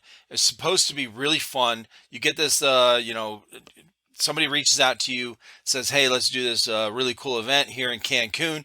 Everyone knows Cancun's beautiful. Okay, it's supposed to be really cool. This is going to be a positive, really fun event. Yeah, man, we're excited. Let's go. It ends up being really negative and traumatic and bullshit experience because of this one player didn't sign up for the team. Is that what it was? Yeah, he didn't sign into the team. He didn't put his name on the roster. And what dude, the fuck? Why? But see that why? What was he doing? I don't know. And it was crazy. And yeah, of course we never did another event in Mexico. Well, no. Bro. But no shit. Crazy. I'd be like, okay. Hopefully they're not connected with whoever. Okay, you want okay, one more stupid story about this guy. Okay, this guy was the relations photographer for the governor of Cancun or that area, that district or that area. So it was funny. The governor gets fucking he was like a photographer, media media guy for the governor. Okay. He was like part of his staff. So it ends up this guy, the governor, gets busted for corruption, gets kicked out, and then the guy that I was dealing with is fucking on the run. He had to go on the run. Oh my God! Holy shit, dude! Okay, bro, I'm gonna tell you right now. Shit, you have got to you've got to make a YouTube video. Like a docuseries, or not, maybe not a docuseries, but a documentary of this whole fucking event. Okay, hopefully you have some videos of the going down there and spending time in some of this tournament and shit. That would be awesome. Definitely change names or whatever. We did a webcast down there. You did a what? So we did a webcast, so we have a bunch of footage actually. The event was really good. Everyone had a great time, except for just at the end part. Gotcha. But as far as the event, it went off flawlessly. And awesome. except for it, on my end, it was shitty. But for the players and everyone who was there, they had it was good. Time. Yeah, but that's the thing is like I said, it's like, dude, sometimes you don't know who to fucking trust, and if you go too fast, and shit can happen. And dude, that was crazy, I think I should have. I mean, but that's when we were, that was a long time ago. We weren't we're like, ooh, opportunity to do a tournament in Mexico. Okay, let's go. Well, who would turn that down? I wouldn't turn it Yeah. down. I'd be like, fuck yeah, let's go. I mean, you certainly you're not at fault for that. That's exciting. And by the way, you got a really cool story out of it. Okay. Come on. It's awesome. That was so I love fucked it. up, man. That's sort I cannot go back to Cancun ever. No. I don't know. No. You better wear a fucking like Beautiful change place. your look Beautiful or something. place. Change your name. Change your name. Dude, people go, let's go to Cancun. I'm like, fuck no. You know what happened in nope. Cancun? They're like, oh yeah, I remember. Fuck. You know, go to Cancun. So, but yeah, that is, and that's the paintball industry. It's like it's more. It's like a lot of them are built out of greed. They don't really care about fucking the event. A lot of them just want to make the money. Yeah. And and that's why it's hard. Airsoft is the when exact opposite, bro. The exact fucking opposite. Like it really is. Like what I've seen and what I've heard, Airsoft is, airsofters and the guys that like yourself that host events and start doing these production, events, whatever they're producing these events. It is the exact opposite. They want to create the best experience for the players for that day, for that weekend or whatever. And whatever we got to put into it, we're going to put into it. And that's way different than most other businesses or most other hobbies, for real. But you got to watch out because it'll get to them. While as it grows, it's going to turn into that. And that's the thing. It's like, the reason why I got into Airsoft was like, maybe I can change something. Maybe I can make it where we're not at each other's throats. Maybe we're all working together. And actually, I see a little hope because, so Project N1, you've heard of that place, right? Sure. And Adrenaline, they're only like an hour apart. Like, but they're working together with us. Like, we run an event at Project N1 and then we do an Adrenaline, and they both promote the event. And they're actually, because they understand, it's like, look, if we can grow a league, we're going to get more players. They're going to go to both places. Yep. But with paintball, it's more like, fuck no. They're not going to like cooperate with anyone. They're going to like screw you. I'm going to like try and do you when I can. If I can get you, I'm going to like shut you. You want to host an event here, you can only host it here. Yeah. Oh yeah. Right. Exactly. Like, dude, and that is. I don't like that. I'm not into that. You can't be like that, bro. You can't be like that. That's not that's going to help them, but not you. Like, there has to be mutually beneficial, for both parties. Like, that's So but for sure, that's what I see.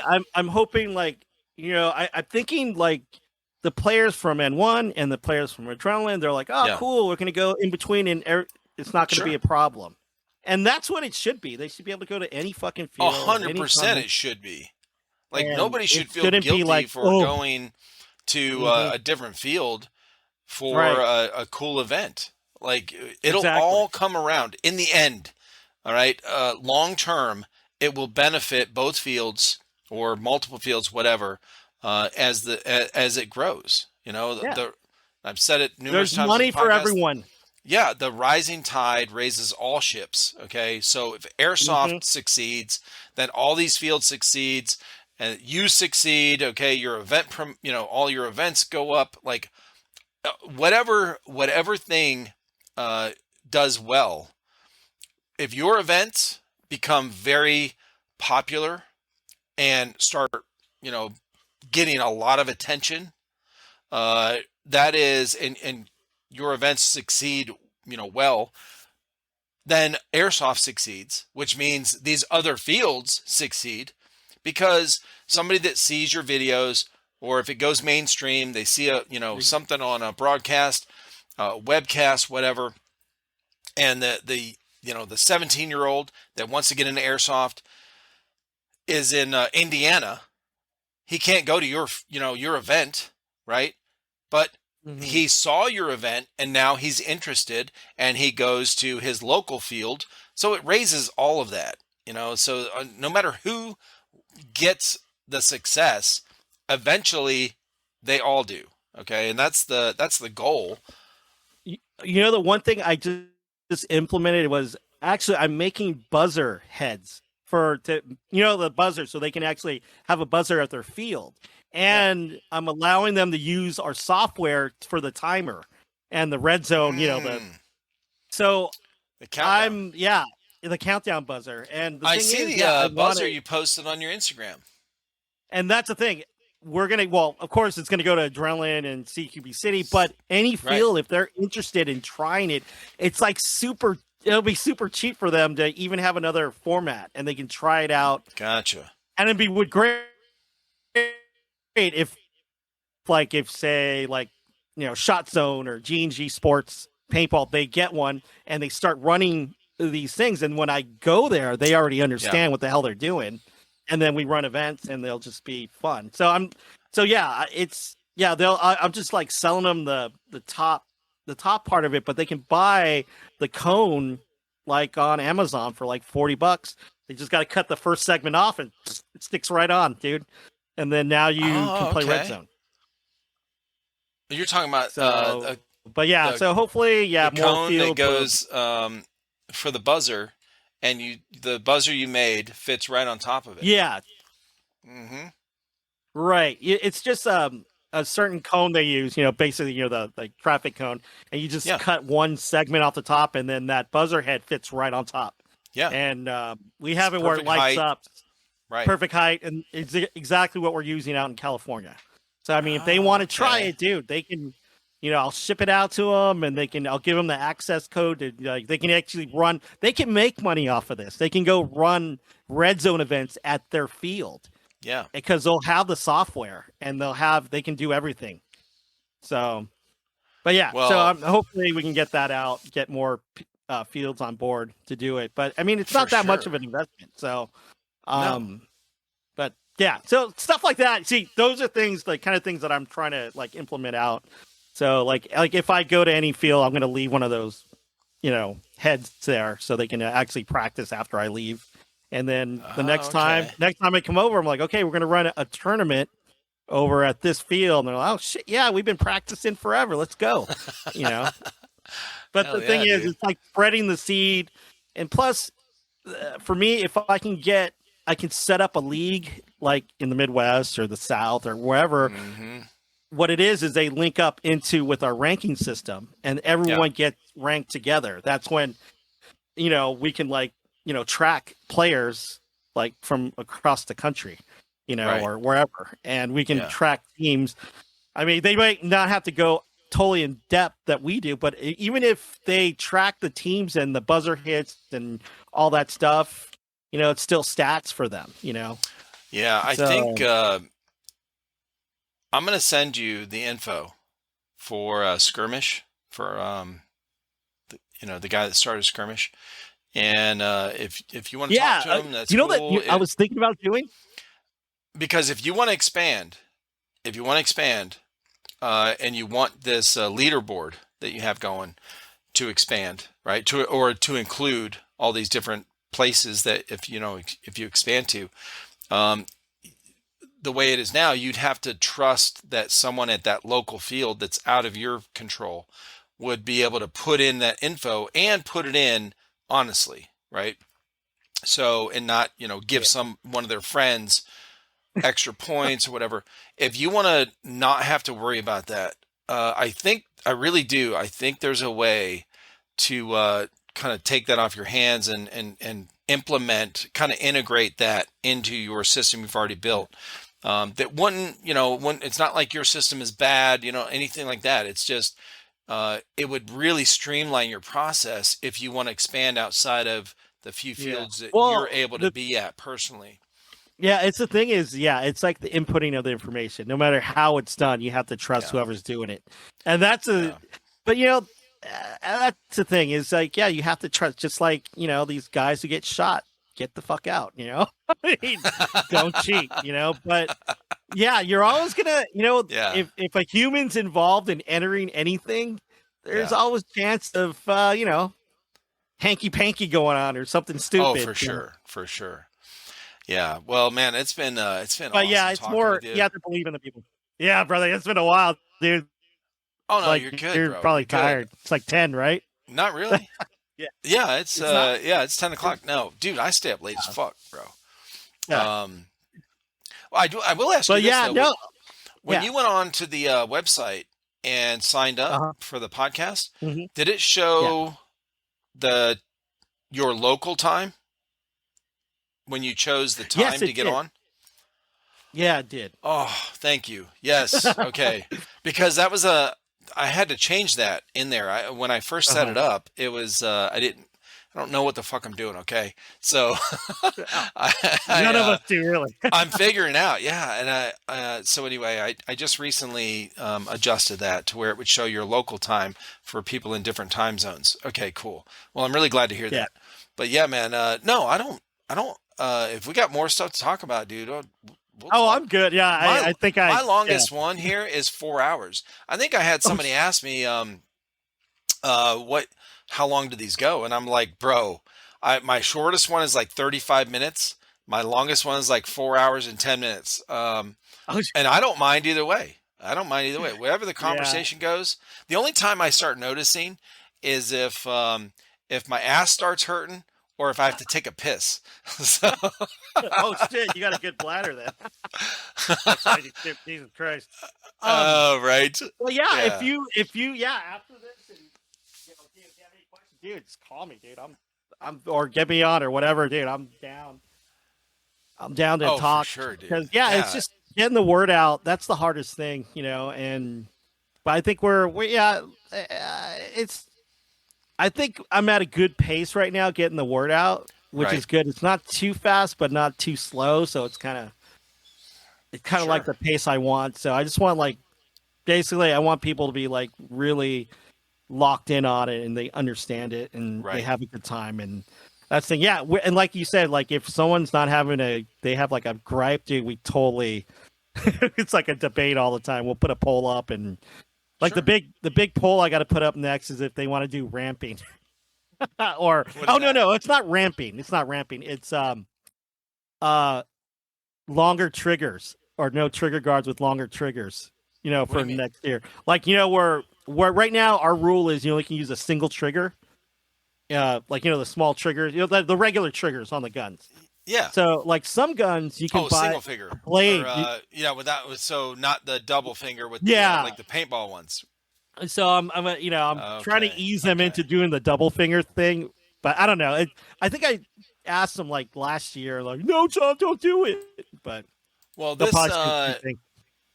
well that arc that's coming out, that's a single trigger, right? Oh, but here's the beauty of it. That thing drops down, and then the trigger is fucking awesome. And you don't even have to take the gun apart to change the trigger out. So Get it's out. basically like a face, and then you put the face, you change the face. There's two little set screws in there. You put like a I'm whole new looking at trigger it. on. Yeah. So Holy shit. it's pretty Okay. badass. It's some badass shit, dude. So they took in a lot of info, about airsoft guns and Yeah. what is needed and stuff. So a lot of it's gonna when they finally get it out, it's gonna be a head turner because they're gonna see that on the field like what the fuck, and they're like, oh my god, there's no batteries in this thing, holy shit, and it's built to be like really easy to service. So I think it's like they're saying it's like one Pin or bolt, something. one pin, and the whole thing comes apart. Oh, that's You pull awesome. that out and service everything, and then lube. Bro. But Well, the way I'm looking at it, the way it looks is kind of like my son. My son has a Ruger 22, real uh-huh. steel, and I can't remember the model, but it's a brake. It's a regular semi-auto, but Hmm. the way it breaks down is it's got one pin, and it pops open like this. So the Oh, barrel and all the upper kind of folds out like, folds up like this, and you can see, you can get to you can pull the bolt out in the back. Super easy to service. Really, easy to function that way. yeah. And this But looks like it would have, or it could have, a very similar system because of how the upper is attached. So yeah, dude, yeah, it's a really cool design. I really like, it's a and I like beautiful their gun. grip. I Yeah, like their grip. Yeah, I got to hold a trigger frame of it, and it feels so good in the hand. Really? It's crazy. It feels, yeah, it's nice. You're gonna be Yeah. impressed when you grab onto it. So, yeah, it's one of those. Yeah, this is the thing. If it all And that's works out, M4 mags. yeah. So they Yeah, dude. because yeah, I mean the That's primary great. everyone has M4 mags, Yeah, but for sure. another thing they're going to design is another mag that doesn't look like an M4 mag, but it's going to be run like a lithium battery. So you can put, they're saying like 3 to 400 in the, it's kind of like a high kappa, but it feeds fast, super fast. So all you have to Mm. do is dump the BBs in. You don't have to crank it or anything, and it'll shoot as fast as a mid cap. Whoa. But it has like a, they have like some, it's for paintball, but they can miniaturize it for airsoft. So there's some kind of wheel in there that shoves it up there real fast, and it just Really? grabs and grabs and grabs. So it's like the high cap mags that you have to wind, but Yeah, you don't have to wind as much. Like it basically changes the gear ratio of winding. Like the high cap mags that are now, bro, you got to wind for oh yeah, fucking days. yeah, yeah, Days. It yeah, feels like days. yeah. It It feels does. like days. But But, yeah, it's it okay. it's built to look more kind of. I guess they're going for the non AR look, so it's going Sure. to have a different kind of weird, different shape to it. But yeah, they're telling me it's going to feed just as fast as a mid cap, and you're going to be able to like carry a 3 to 400 rounds in there. So when you're Whoa. playing or event, you don't even have to swap out mags. Oh Yeah, I my mean, God, that's wild. Okay. because these guys, like at the most, these guys at a point they play, they'll shoot maybe one or two, 120 mid caps, 120 round Right. mid caps. Are they 120 or Right. 150? I think they're 120. Hmm. I don't know, but they only use like two. So I mean, if you have 400 BBs in there, you're going Well, to be they able got to the do at new. least two They got points. the. Was it the PTS or something? Magazines. I can't remember. I think that's the brand. The new mid caps are 250 for a Yes, mid yeah, cap. That's yeah. fucking crazy. Yeah, but they're so hard to load. When you're loading, when you're speed loading, it's just like I mean, okay, You like gotta have between points. the the the what you call it, the not the Ronin, the what is that one popular speed loader that's that you wind, that you spin. Yeah, You know what I'm talking about? yeah. Yeah. It's a pain in the ass. Actually, I saw this dude. He had an electric one. It was fucking nuts. So he Oh, he dude, I grabbed the know. thing, he put it in there. He's like, watch. It's like, holy shit. It's like, I'm like, oh Yes. my god, that's awesome. But E-Bike uh, has one. how They actually, I think much they is that? sell one. I think they sell one actually. I think they sell it. It's a giant. It looks like an ammo can. They made it out of an Right, actual real ammo can, and it's got a counter on there and everything. And you set it, right. and then you stick it on there, and it goes. It's got to be expensive, bro. I wonder how much that is. I just, but you know what? If you can do the mid cap performance with a lithium ion battery in it, and all you have to do is open up the hatch and just pour as much BBs as you can, you'll like load it in no time. Yeah, Or that's just true. stick it in a fucking bucket and just load it in real fast That and is bam. true. Yeah, those are Or those are fast as well. yeah, so I don't know. They have a lot of and they're going to do a lot of different bodies, and then I think the outer barrel they're going to have different sizes. So short length, so you can use like longer, you know, inner barrels and shorter inner Right. barrels. So yeah, it's going to be like a lot of little doohickeys with that, but Yeah, little things you can change yeah. to So make it a little more unique, but still keep the biggest problem people have is from what I've seen and what I've heard is they they get a gun, they want to play, let's say tournament play indoor, and they tear it down. They break uh it down so that they can they add some whatever kind of shit to it, and whatever they add to it, they don't really know what they're doing. So they have to, they upgrade the bucking, they upgrade the oh yeah, nozzle, and they upgrade the hop up, and I had this guy on recently. Actually, the podcast came out this morning.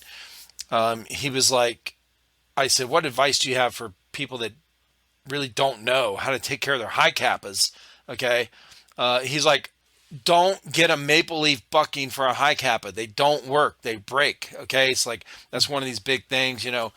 So there are some standard rules for these guys that want to tear down their guns and rebuild it, and really don't know how to rebuild it.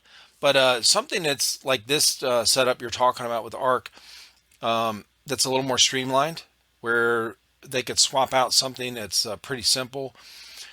That seems like, well, not only that, but it's HPA, which there's Yeah. way less moving parts than Oh these yeah. other, these other things. Way less variables to deal with. Yeah, that would be that Because is the way to go. I think the barrel, the inner barrel, is like super easy to change out. I think they're saying Yeah, you just like twist it, it just pops out, and you put another one twisted on, and you can change out your inner barrel that fast. exactly. Well, So that's I found this speed loader we're talking about. oh god, how much is that? See that? Do you see the screen? Yeah, $3. Bro, it's cheap, okay? It's cheap. It's only $1,150, John. Are you kidding me? Get the fuck out of here! $1,100 with taxes. Come like on. $12, bro. Oh my Come god! on. It has all these features, okay?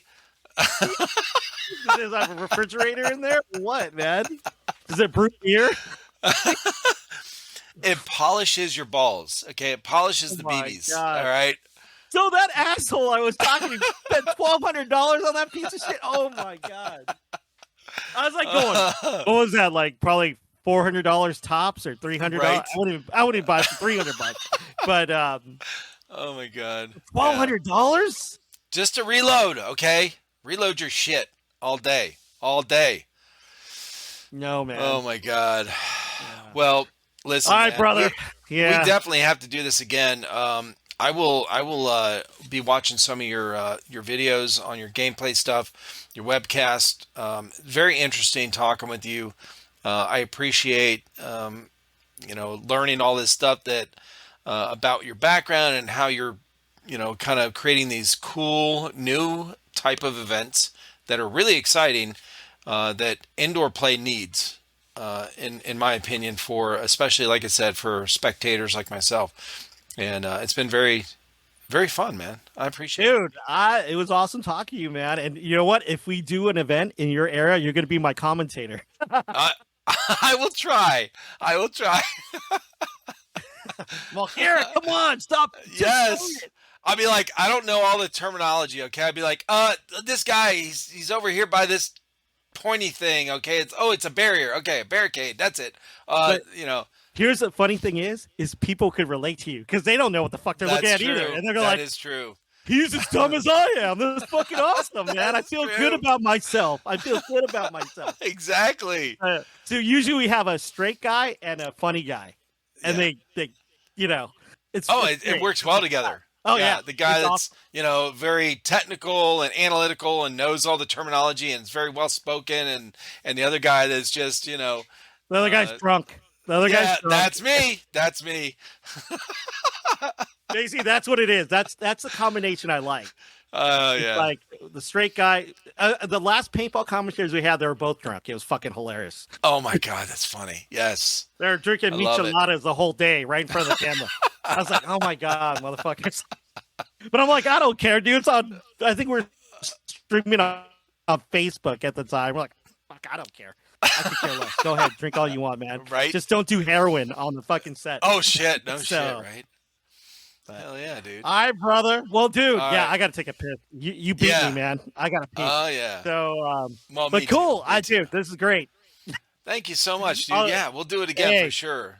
Listen, everyone, watching and listening, go to what's your Instagram again, and where can everybody find you?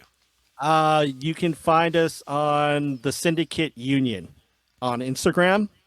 You can look up rankedsports.com if you want to sign up for an event or check out what we did last year in NorCal, like stats and teams and all that stuff. And And we do have a YouTube channel. I don't know what it's called. I think it's the Syndicate Union also, but it has like a lot of our match videos if you want to check out the Okay, format. good.